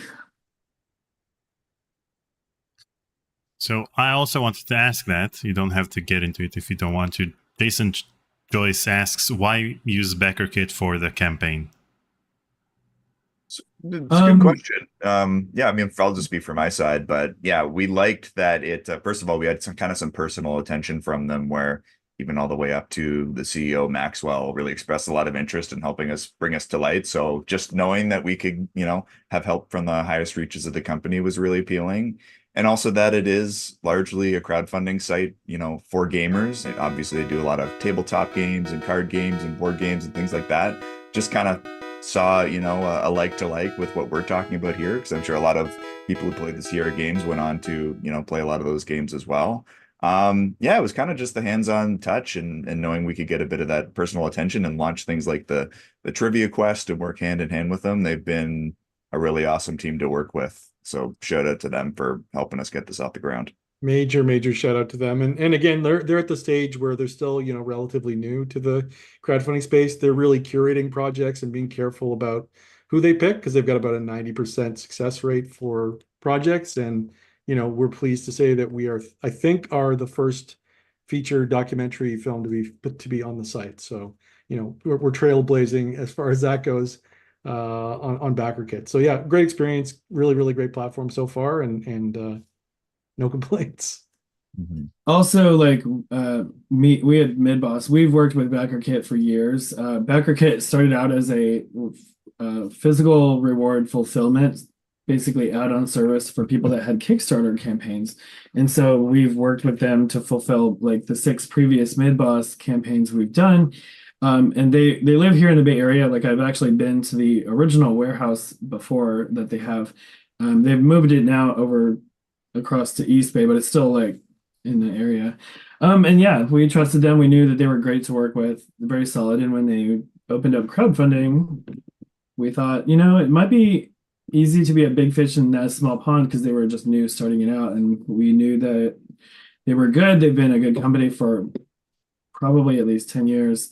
Yeah. And like we love Kickstarter, and I'm a super backer on Kickstarter, so I definitely have put my money where my mouth is. But there was a lot of advantages to BackerKit, so we decided to try this.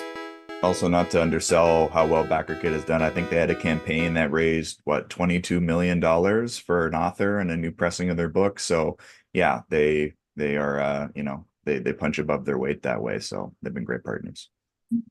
So just that one campaign, $2 million. I think that campaign was $22 million. Yeah, that's one campaign.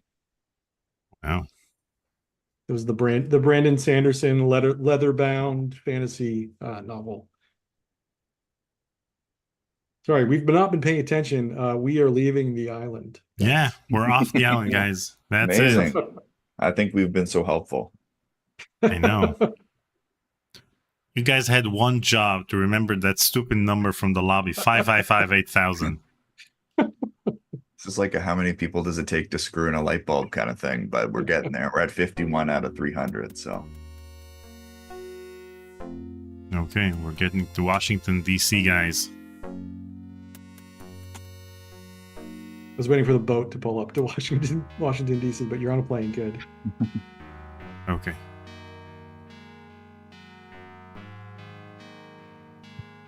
So this is the Sierra game. I presume I can't go out and just walk on the sidewalk because I might get run over by something. So let's wait. Oop. Here it comes. Yeah.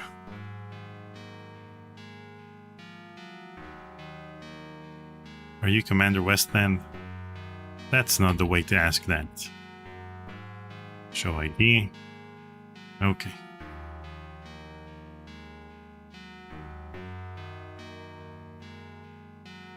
It's not a very covert operation if you ask me for my full name.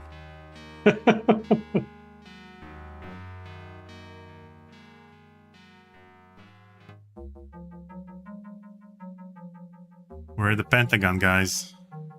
Marcus, Oh. by the way, you're muted. Sorry, Ken just asked me a question. Ken said he's going to watch No, the stream. not Kate. I just- said Marcus. Marcus is muted. Oh, Marcus was muted, and I I thought just he said would. Pentagon. That's all I pretty much said. Yeah. Okay.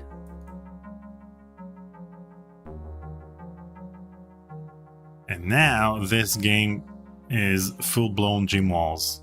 The last thing we did was show ID, and the first thing we do over here is show ID. Wonder, has he been to the Pentagon? Jim? Yeah. Let's ask him. Dave, call him. Oh, I'll do that Every on my time- next call with them. Every time we have a Random question for question. Jim, Call him on the red phone. Call him on the red phone. every time we have a question for Jim, we'll just ask it. Just call him. Okay.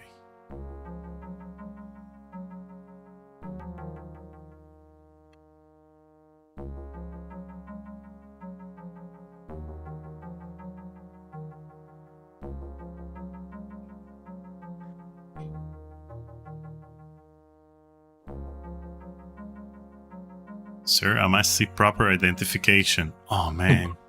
More ID. Serious all of a Show sudden. ID. I like the beach vibes better.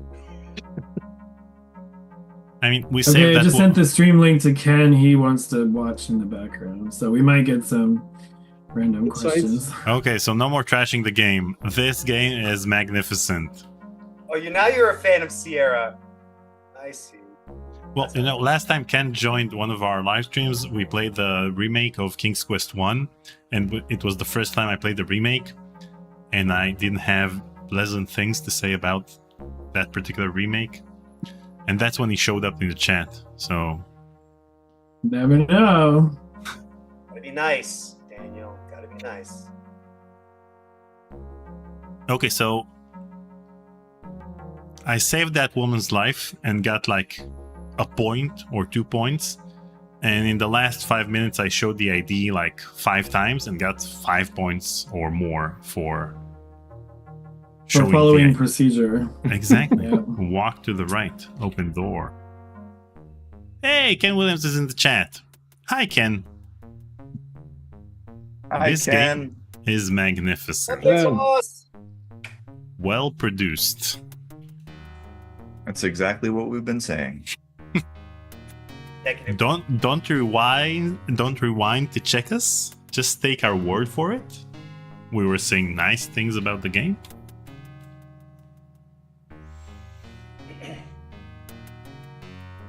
Okay. Still the mission briefing. You guys aren't interested in the mission briefing.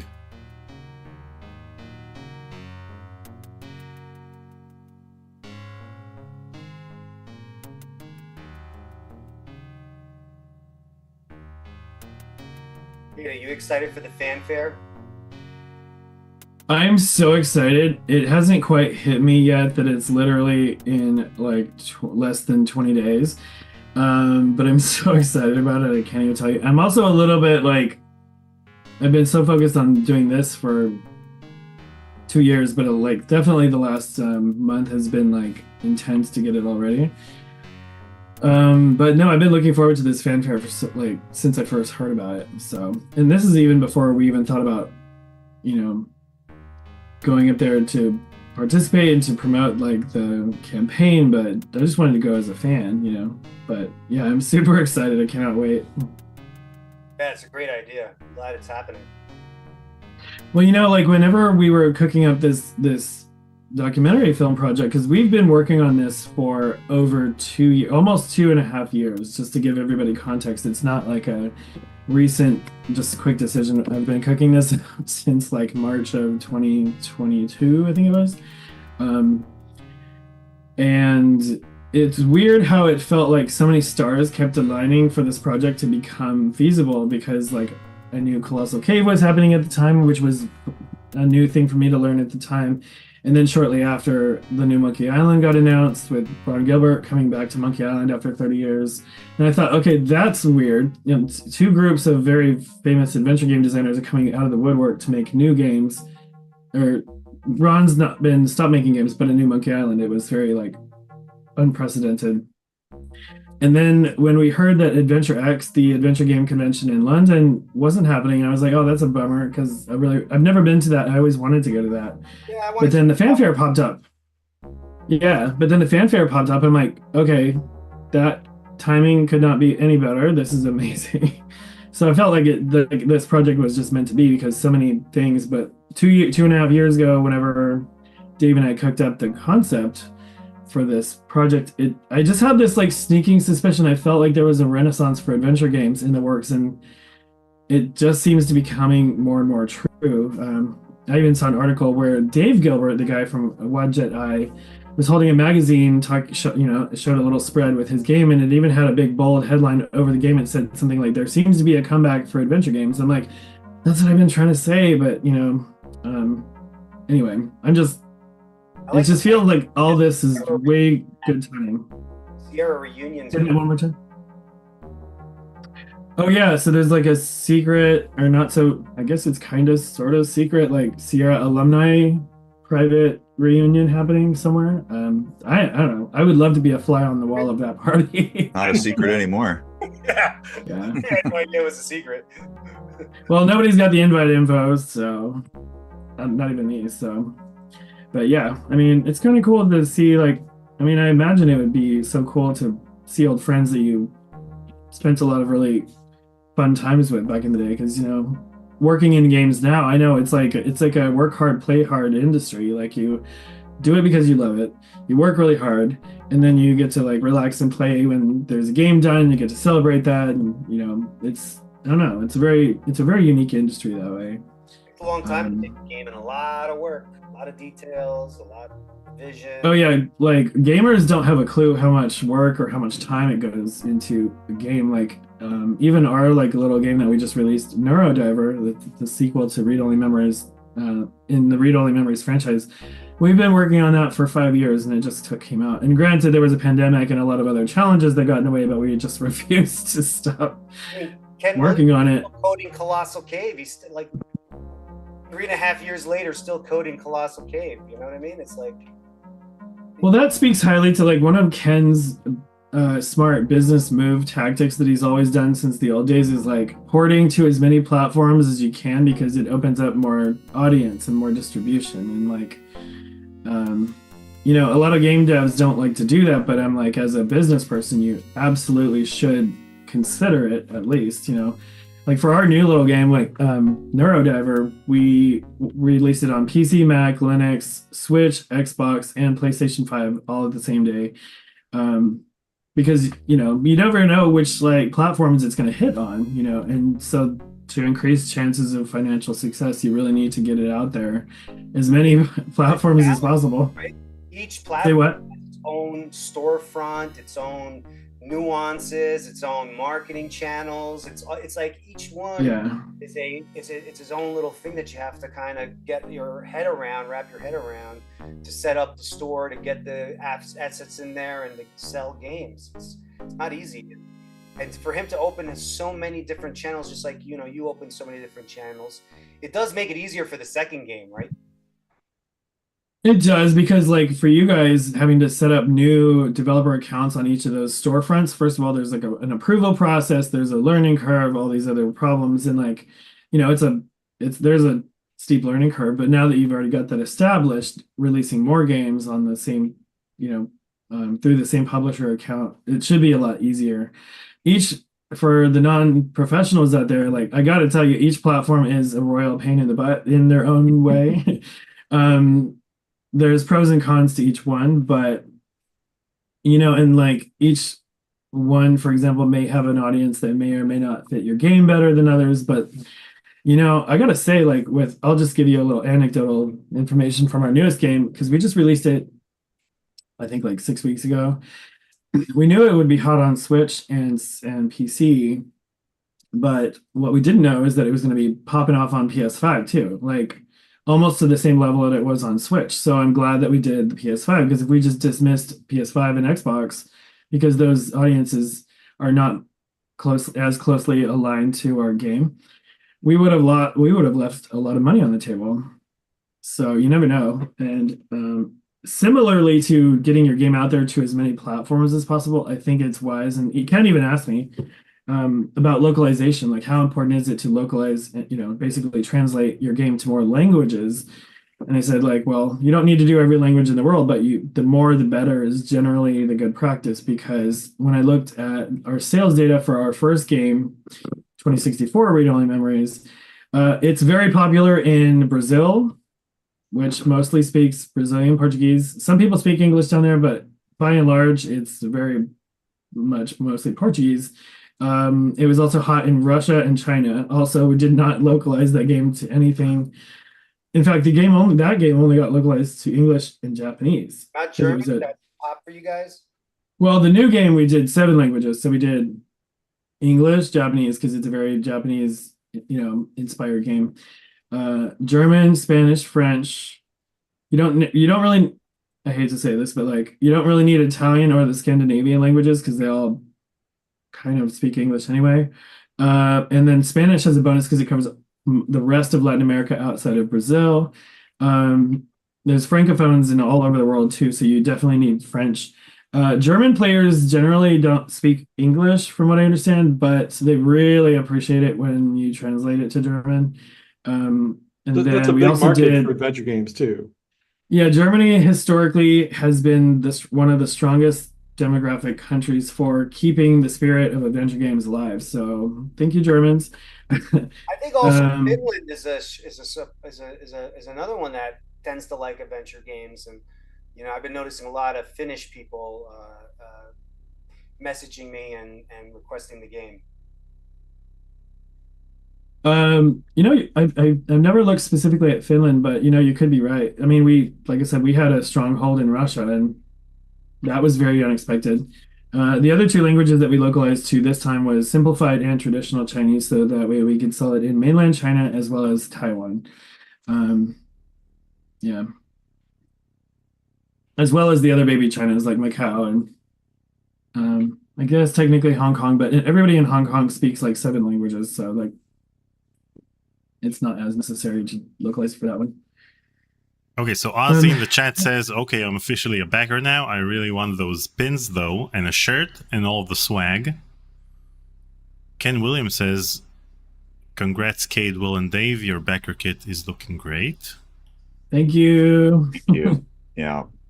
It's all due to, without the generosity of Ken and Roberta in myriad ways, we wouldn't have even been to this part of the goal. So thank you, Ken, and obviously thank you, Roberta, too.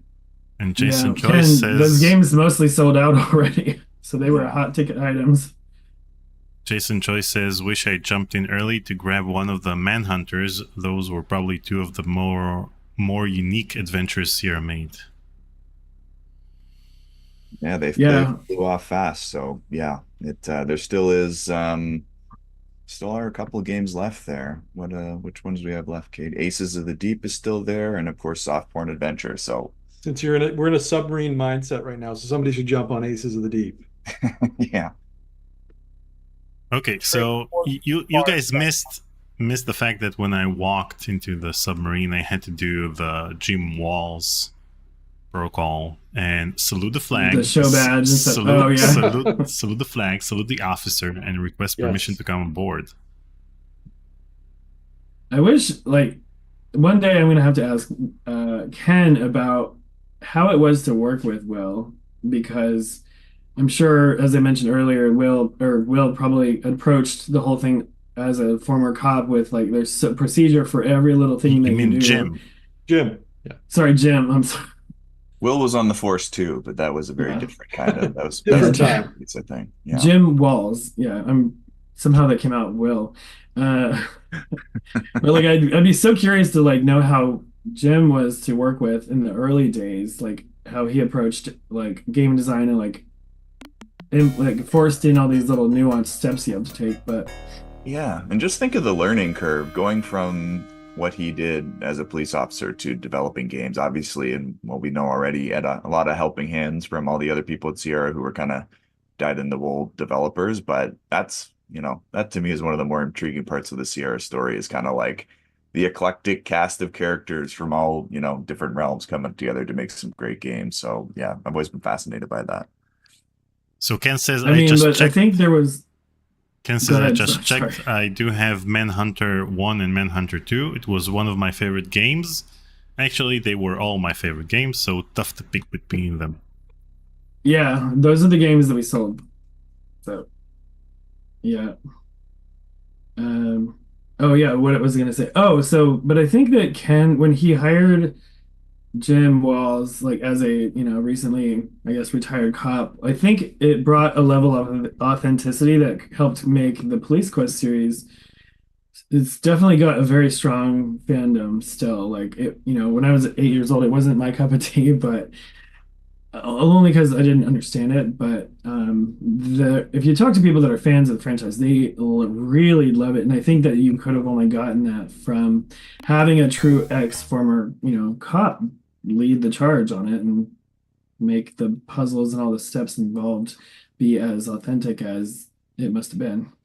Yeah, and one of the things we did to kind of pre-promote the campaign was get a few of the designers on just like a Zoom call and talk about, their history with Sierra and why they wanted to see this documentary become a reality. And they all got really great reactions. But Jim Walls got, I think, the most views of any of those videos. So yeah, it's kind of like the sleeper pick of kind of the core series that we're focusing on in the doc. And there's a huge fandom still there for the game and people who remember it fondly. Definitely a lot of love for Police Quest and, stuff like this. Mm-hmm. Very cool.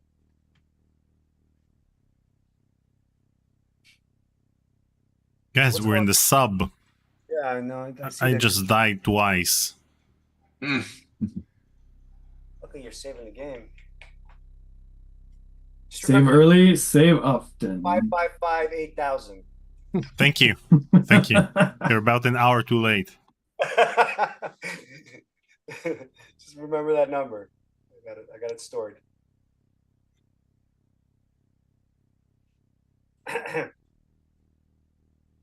I love the fact that they didn't even bother with music in this scene. But I mean, you are underwater. All you could hear is maybe some whales singing or something. Watch Maybe your some heading. beeps from the Wait. control panel.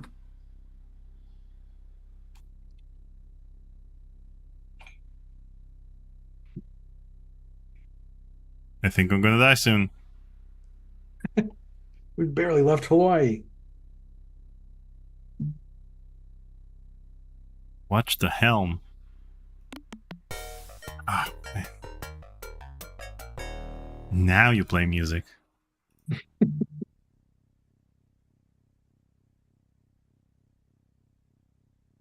Trying to understand where you're going right now. Okay, so I'll reload the game. So when I'm here, I'm supposed to listen to instructions from my captain. So all head slow. So I need to do something, and when they tell me to right full rudder, then I need to move. Oh. Move the wheel to the right side. I'm glad you're the pilot. And then hopefully we won't die. Crashed like times already, right?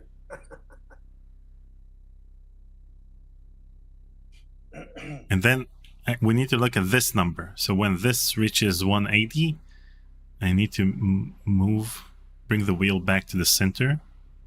Are we watching the map too? Like, no, we're just looking at the numbers. fine. So when we get to 180, wait a second. Okay. Yep. 180. Okay. Daniel, just want to flag a couple of us have to jump off. As much fun as this has been, we've got to get back into campaign land shortly. Okay. So let me wrap up this magnificent live stream. Yeah, it's been great to talk to you though, and thanks for having us on. It was just kind of a nice way to, celebrate a lot of the hard work that a lot of people put into the campaign and talk to the people who are backing a little bit. And I think we would love to come back and finish this with you sometime, maybe at the end of the campaign or something like that. Yeah, finish Codename Iceman.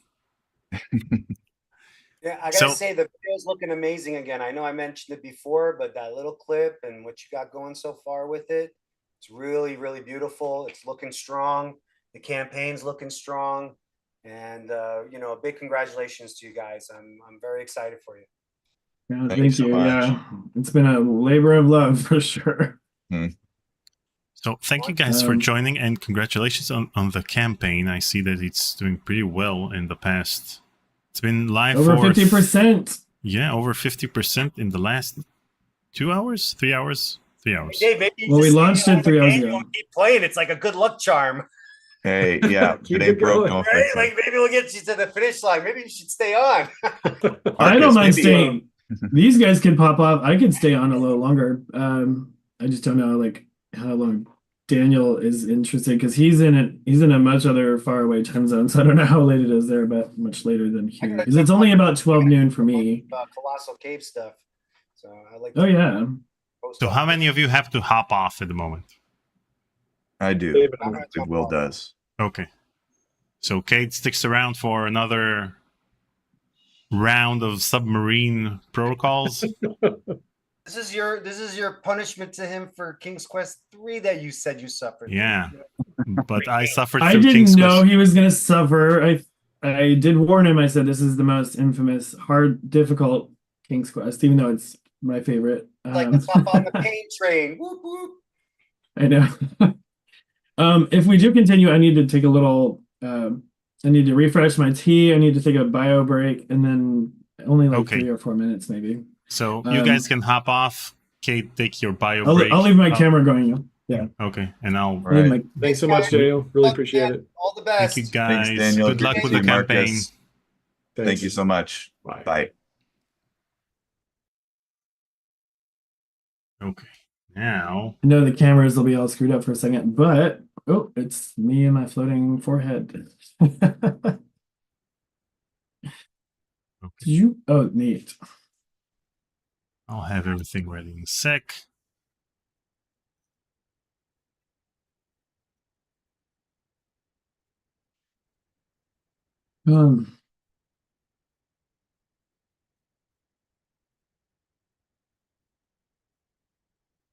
You can hop off for your bio break and tea. I'll have everything ready by the time you're back. Okay, I'll just leave the camera going. No problem.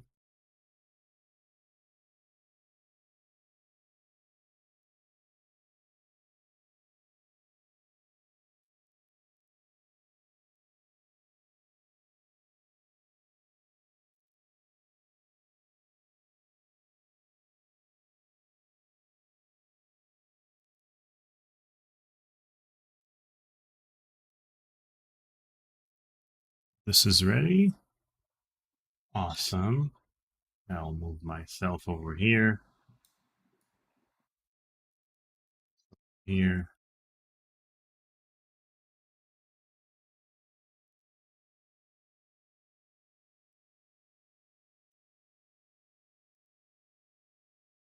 And I'm also going to take a short break. We'll be right back.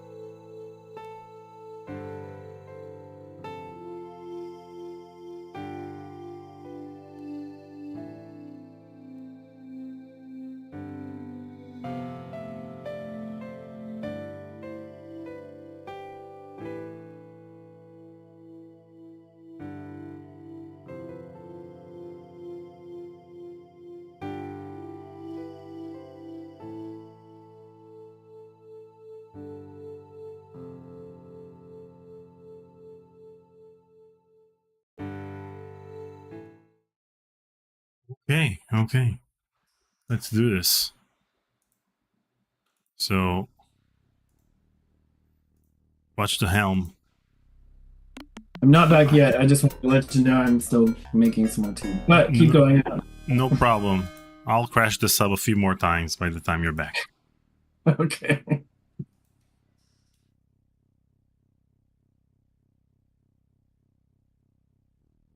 Okay, so we need to get to 180. Let's see. 180. There we go. Okay. Nope. Okay, 180. Now what?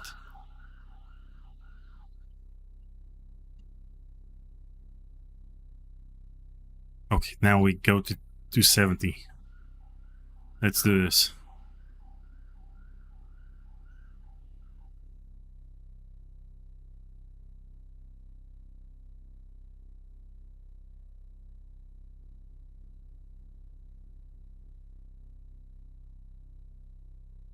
Man, this is exciting.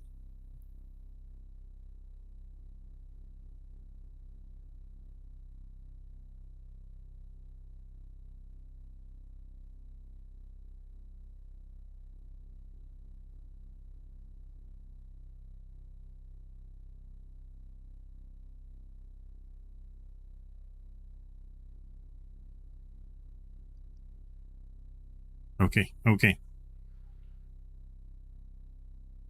Wait, do I need to save? Can I save? Okay, 270. And now...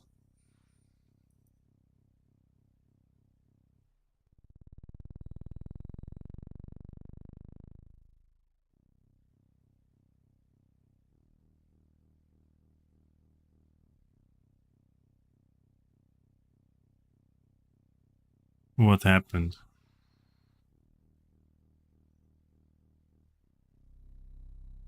Prepare for dive sequence. Okay, close hatch.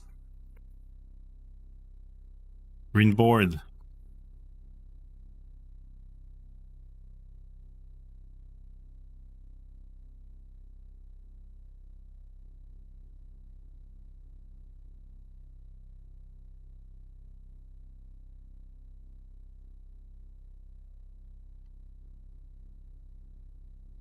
What's happening? Oh. Okay, 200. Port when depth obtained.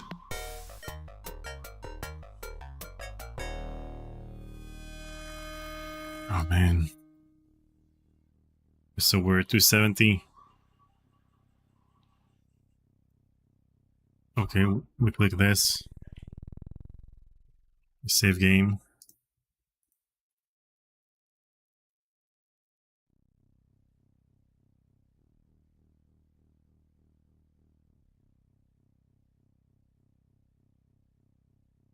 So now we're preparing for the dive sequence.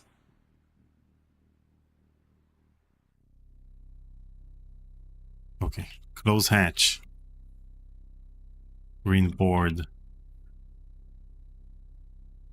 Okay, let's save.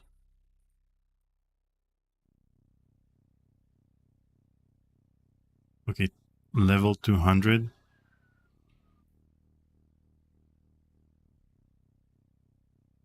Let's get to 200.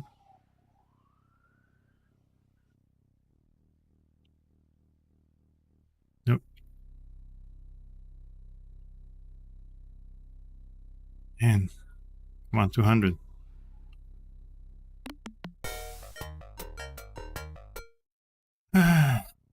Okay. Level off at 200. Okay, we get to 200. This. And then depth attained. Okay. Now we get to 360. Set course 360 degrees.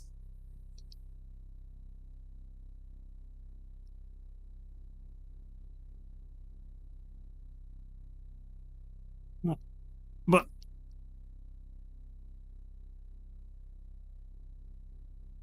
what happened? Meant to save. Meant this game. Oof.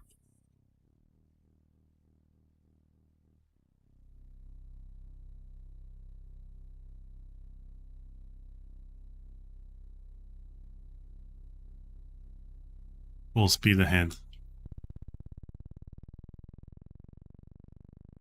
Okay, set course for 355. Nope. There is no 355.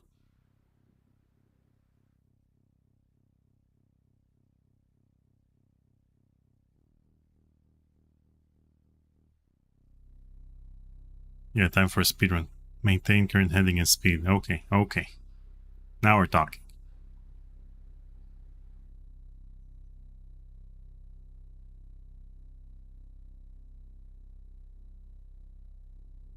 Actually, the submarine section isn't all that bad. After a short trip, you arrive to your first rendezvous point. Okay, I'll stop.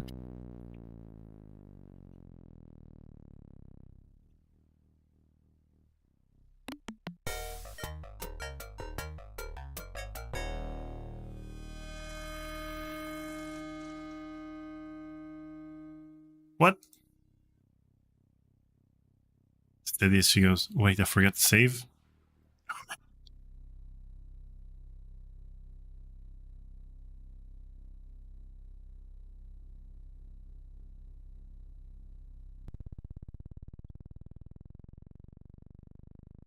Forgot to save.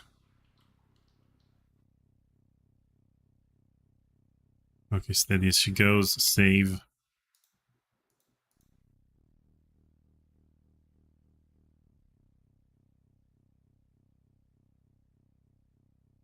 Now you're back.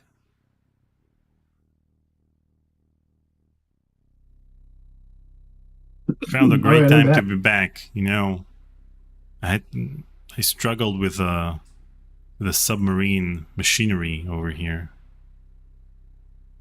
This is giving me flashbacks to like one of the earlier scenes in King's or Space Quest 3 where you have to like you have to collect parts for the ship and then make it run again, and then you have to get up, raise it up, you have to shoot a hole outside the thing, but if you don't know to like put the shields on and you fire and you blow the hole out, you'll get anyway, it's a little bit like a minor version of that is what it feels like, very specifics. Okay, I'll stop. I'll stop. That's it. Did I stop? I heard the sound wind down, so maybe we did stop. So basically what you did, you took a break and then you watched the live stream from I don't know where. until I got us through this section of the game, and then you came back. Well played. Actually, I couldn't see it, but I could hear it. I was in the kitchen, like I had to boil some water for some more tea. But that took longer than I thought. Sorry about that. No problem. I'm kidding. Okay, good job, Johnny. It wasn't that bad.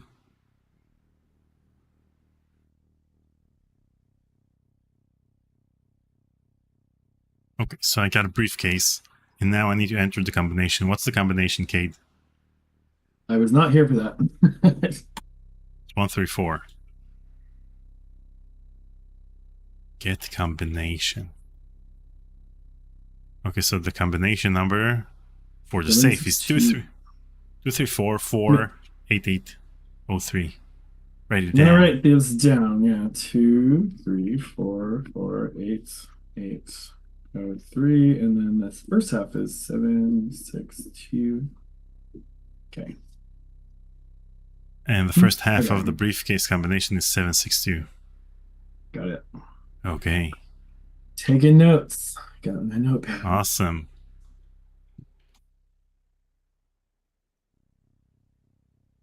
Now, look case. Something is odd about the top section of the briefcase. There's a second compartment. Ooh. Okay. Can you just say open second compartment or?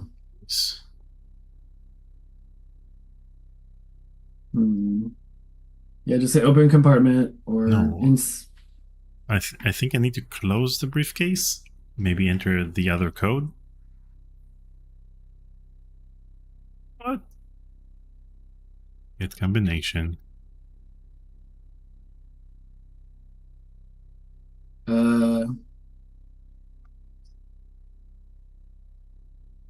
Look top of Wait. case. Wait, get envelope. You remove the envelope from the case. Opening it, you see that the contents are a chart and a set of orders. Fun. Oh. Read chart. Read or yeah. Carefully look the chart over and see that your destination is the Mediterranean. Hey! I'm already here. Read orders. You read over the orders, which contain the following. Commit the following orders to memory before destroying them. All right, I'm ready to write. What is it? The expediency of this mission is of utmost importance to the survival of the ambassador. Use extreme caution navigating the Bering Sea. The USSR is threatening blockade of the straits due to the claimed violations of the United States military operating inside her territorial waters. Washington has denied these accusations and has issued a counter communique warning to the Soviets that appropriate action would be taken if any blockade is encountered. Arrive Mediterranean at 12 degrees longitude and 36 degrees latitude, no later than 0700 January 29th. Oh, don't click. Let me write. I didn't get to write it down. Did you write? Does that matter? Because I didn't write that stuff down. By the way, that's my birthday, January 29th. Wow. Rendezvous with female CIA agent at nearby oasis. 1000 hours. Okay. Come to periscope depth at 0930 hours this date for further coded messages.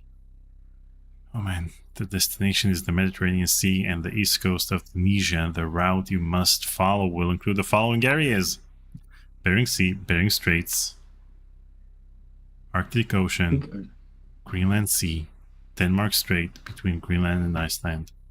Proceed south through the North Atlantic, east through the Straits of Gibraltar to the Mediterranean. From time to time, you'll receive additional orders by radio. Good luck and Godspeed. Screw you. Well, that's Captain... a lot of detail. We're gonna have to refer back to that note or the chart for sure. John Boyne, okay. Let's shove off and get back to work. Give me those orders, he says. Taking them from your hand, I'll see to it that they're destroyed. No. Oh, uh, fuck. We might need to reload and write down these things because just he's gonna destroy them. just before leaving the room, the captain says, Westland, make sure you figure out the coordinates of our proposed route and enter them into the computerized chart table. What have I gotten myself into? No wonder they left. Rewind the stream. This is like Spaceballs. Okay. We're gonna have to definitely reload so we can write that down because if he took the orders to destroy, like, they're gone. Oh crap! Wait. That's why I was like, "Don't go so fast." I'm not. I didn't even. No, I think just I barely say- wrote down I- Mediterranean. Okay. Never mind. Let's hope that these details don't change between. If not, I gameplay. can cheat and do a lookup. If I have to, I'll Google it. I'm not above that. I'm too old to be like above that.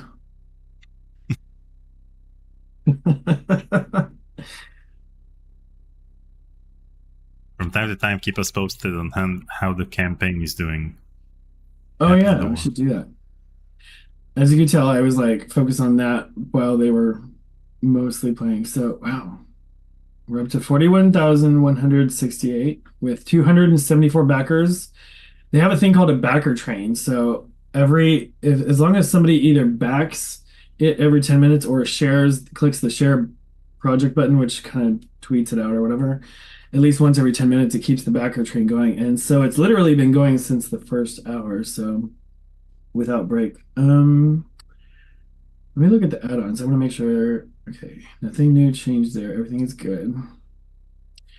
By the way, to anybody watching, we are going to consider adding another add-on for those who might want to get an extra sealed big box collector edition. No promises yet, but it was brought up in chat. Seems like it's not unreasonable, so we're gonna talk. Me and the team are gonna talk about it after the stream and figure it out because we didn't even think about that.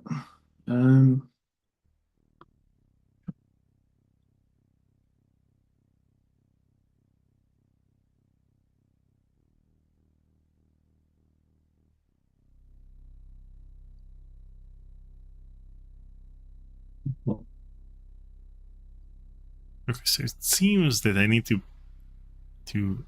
plot the course on this map and enter the following coordinates using directional keys.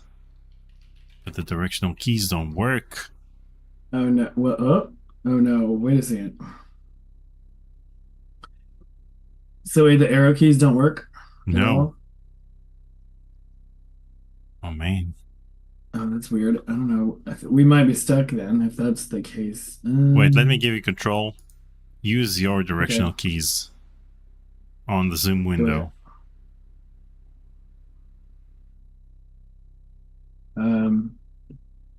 Does I it think do I have anything? control going right now. Yeah. Let's see. No, The no, no, keyboard no. works. Yeah. So try to use let's the arrow keys. Yeah, I'm trying. Nothing is working. Oh no, this is a bummer. Yeah, they're not working. The regular keys do work, but Yeah, I tried using the numlock. Doesn't work. Doesn't work either. yeah. If I turn off the numlock, let's enter the. If I enter the numbers, will it work? 72 doesn't appear. I don't know. 72N. Whoop.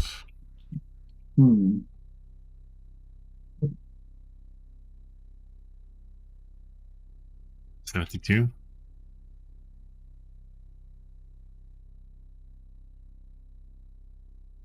What? Left response. Latitude. We should go old school and just type up, left. Oh darn. Wait, let's see. Yeah, Let's see none of if the I can buttons work. find the. I wonder, this is only because it's a Zoom thing, or is it because? No, the emulator that runs the game. Oh, so like this, nobody can beat this then, I suppose. At least on this emulator. Wait, let's try. Hmm. Negris suggested I write it down like so. No, doesn't work either. What about type lat 72 or long whatever? Wait. Yep. Okay, so we you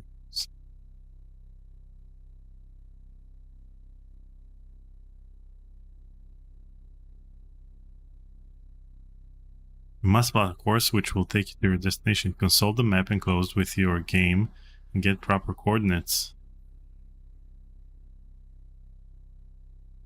How?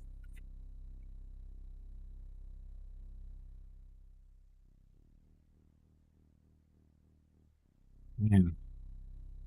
Because the coordinates were on the paper that we got to read, and then the guy took away from us and destroyed it. No, the problem is not the coordinates. The problem is how we enter the coordinates.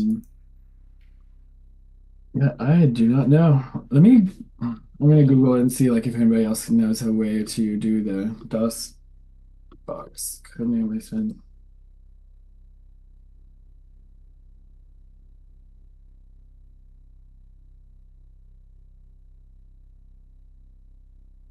Codename Iceman. Walkthrough. Let's see. Arrow keys and delete keys do not work. Yeah, actual paper map. I think they wanted us to use an actual paper map that came with the game. Let me plot the course. Okay, so I'm watching a playthrough. Let's see what they do in this playthrough. Are they using the arrow keys?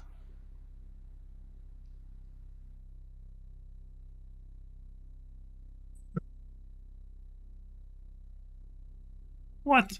They somehow skipped the entire section in this playthrough. I wonder if they had to, because like what I just read on Reddit was that. I'm sorry, everybody. I've got like a cough.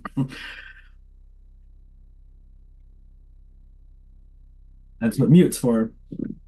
Apparently, you can use like a use scan code equals false in the SDL part of the relevant DOSBox config, but I don't know if that works for us here.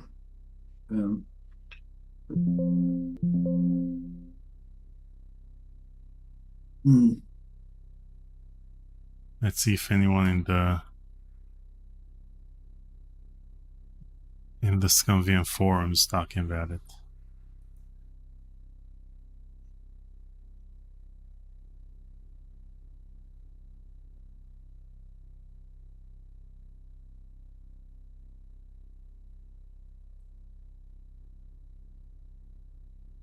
As if the game wasn't hard enough. Try the arrow key. I mean, instead of the arrow keys, did you try the directional number pad? Yeah. I disabled numlock and then nothing happened. The numpad doesn't work. The arrow keys don't work. Numbers don't work.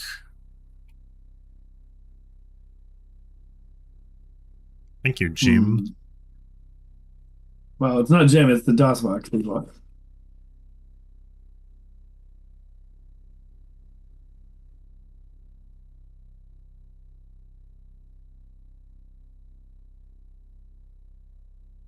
So let's try to type it. Maybe 72N 77 72 72 70.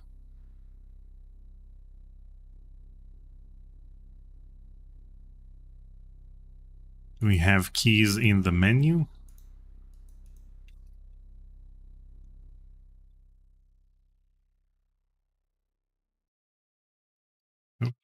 Help. In typing windows, arrows, home, and end. Move the cursor. Dialog windows.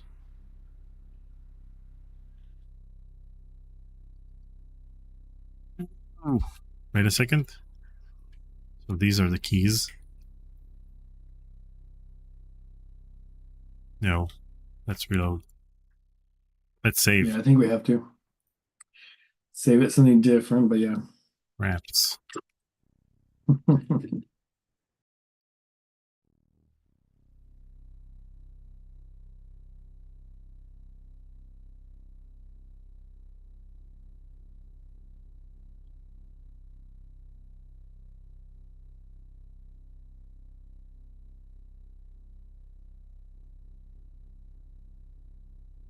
Okay, so now we're stuck in the door. Open door.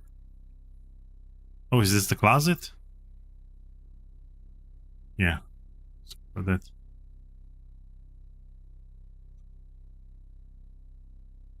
Well, son, the captain says, if you're confused over what I just said, just follow me and I'll lead you back to the control room. That's what happens when I... Well, if you're not willing to do the job you were assigned to, says the captain with disgust, I guess we'll have to find someone else. What a wimp. Thank you, Captain. Thank you so much. Thank you, Captain. We love being put in our place. Open door.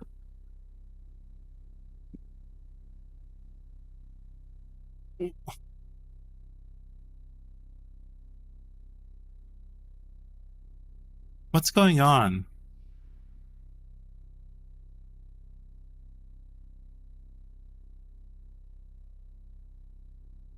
No, okay.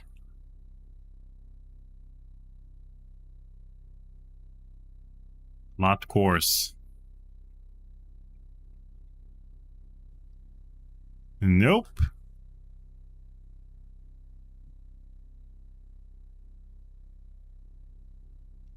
That's great.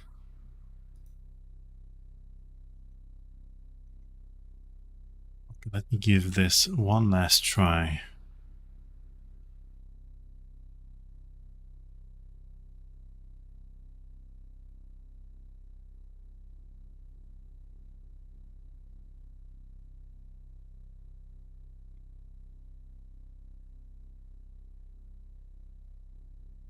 No, it's not recharged.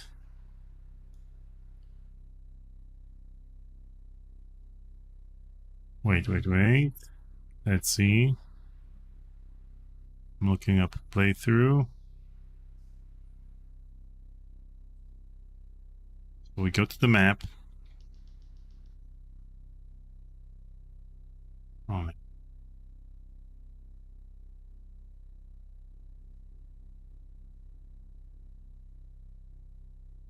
Oh, so the directional keys should work, and the fact that they don't, which kills the game. Yep. Oh no. Well, thank you for playing the ultimate soft lock or hard lock.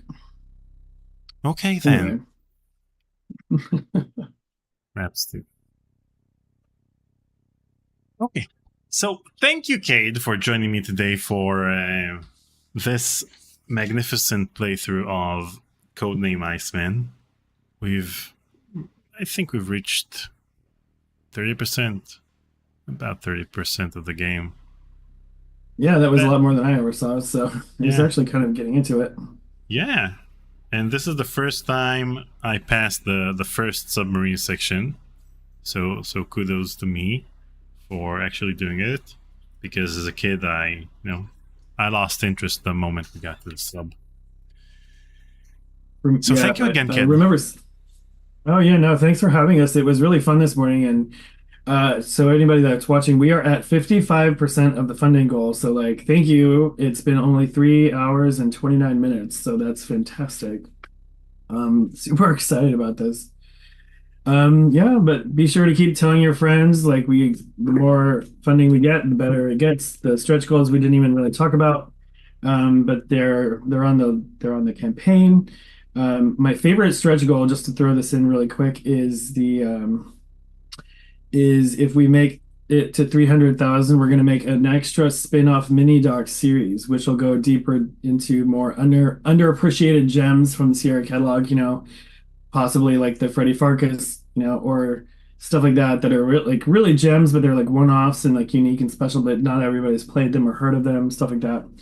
That's what I really hope to do. So let's get us up there. We're already quite far. I think we're up to 41,600 as of right now. So let's see what we can do. Yeah, and good luck with the campaign. And can you tell everyone for how long the campaign will run? When is the exact end date of the campaign? So the campaign will run for 28 days. Today was the first day, so it'll be I think it's August 7th when it ends. Let me look up the date because I just remember the start date. So 2, 3, 4. Yeah, August 6th. Sorry. So August 6th is the ending. But it kicked off today at 9 a.m. Pacific. I'm not sure what time zones you're in, but 28 days. So if you want to do it, jump on it, or at least hit the save for later, check it back later in the campaign, and let's see what happens. Awesome.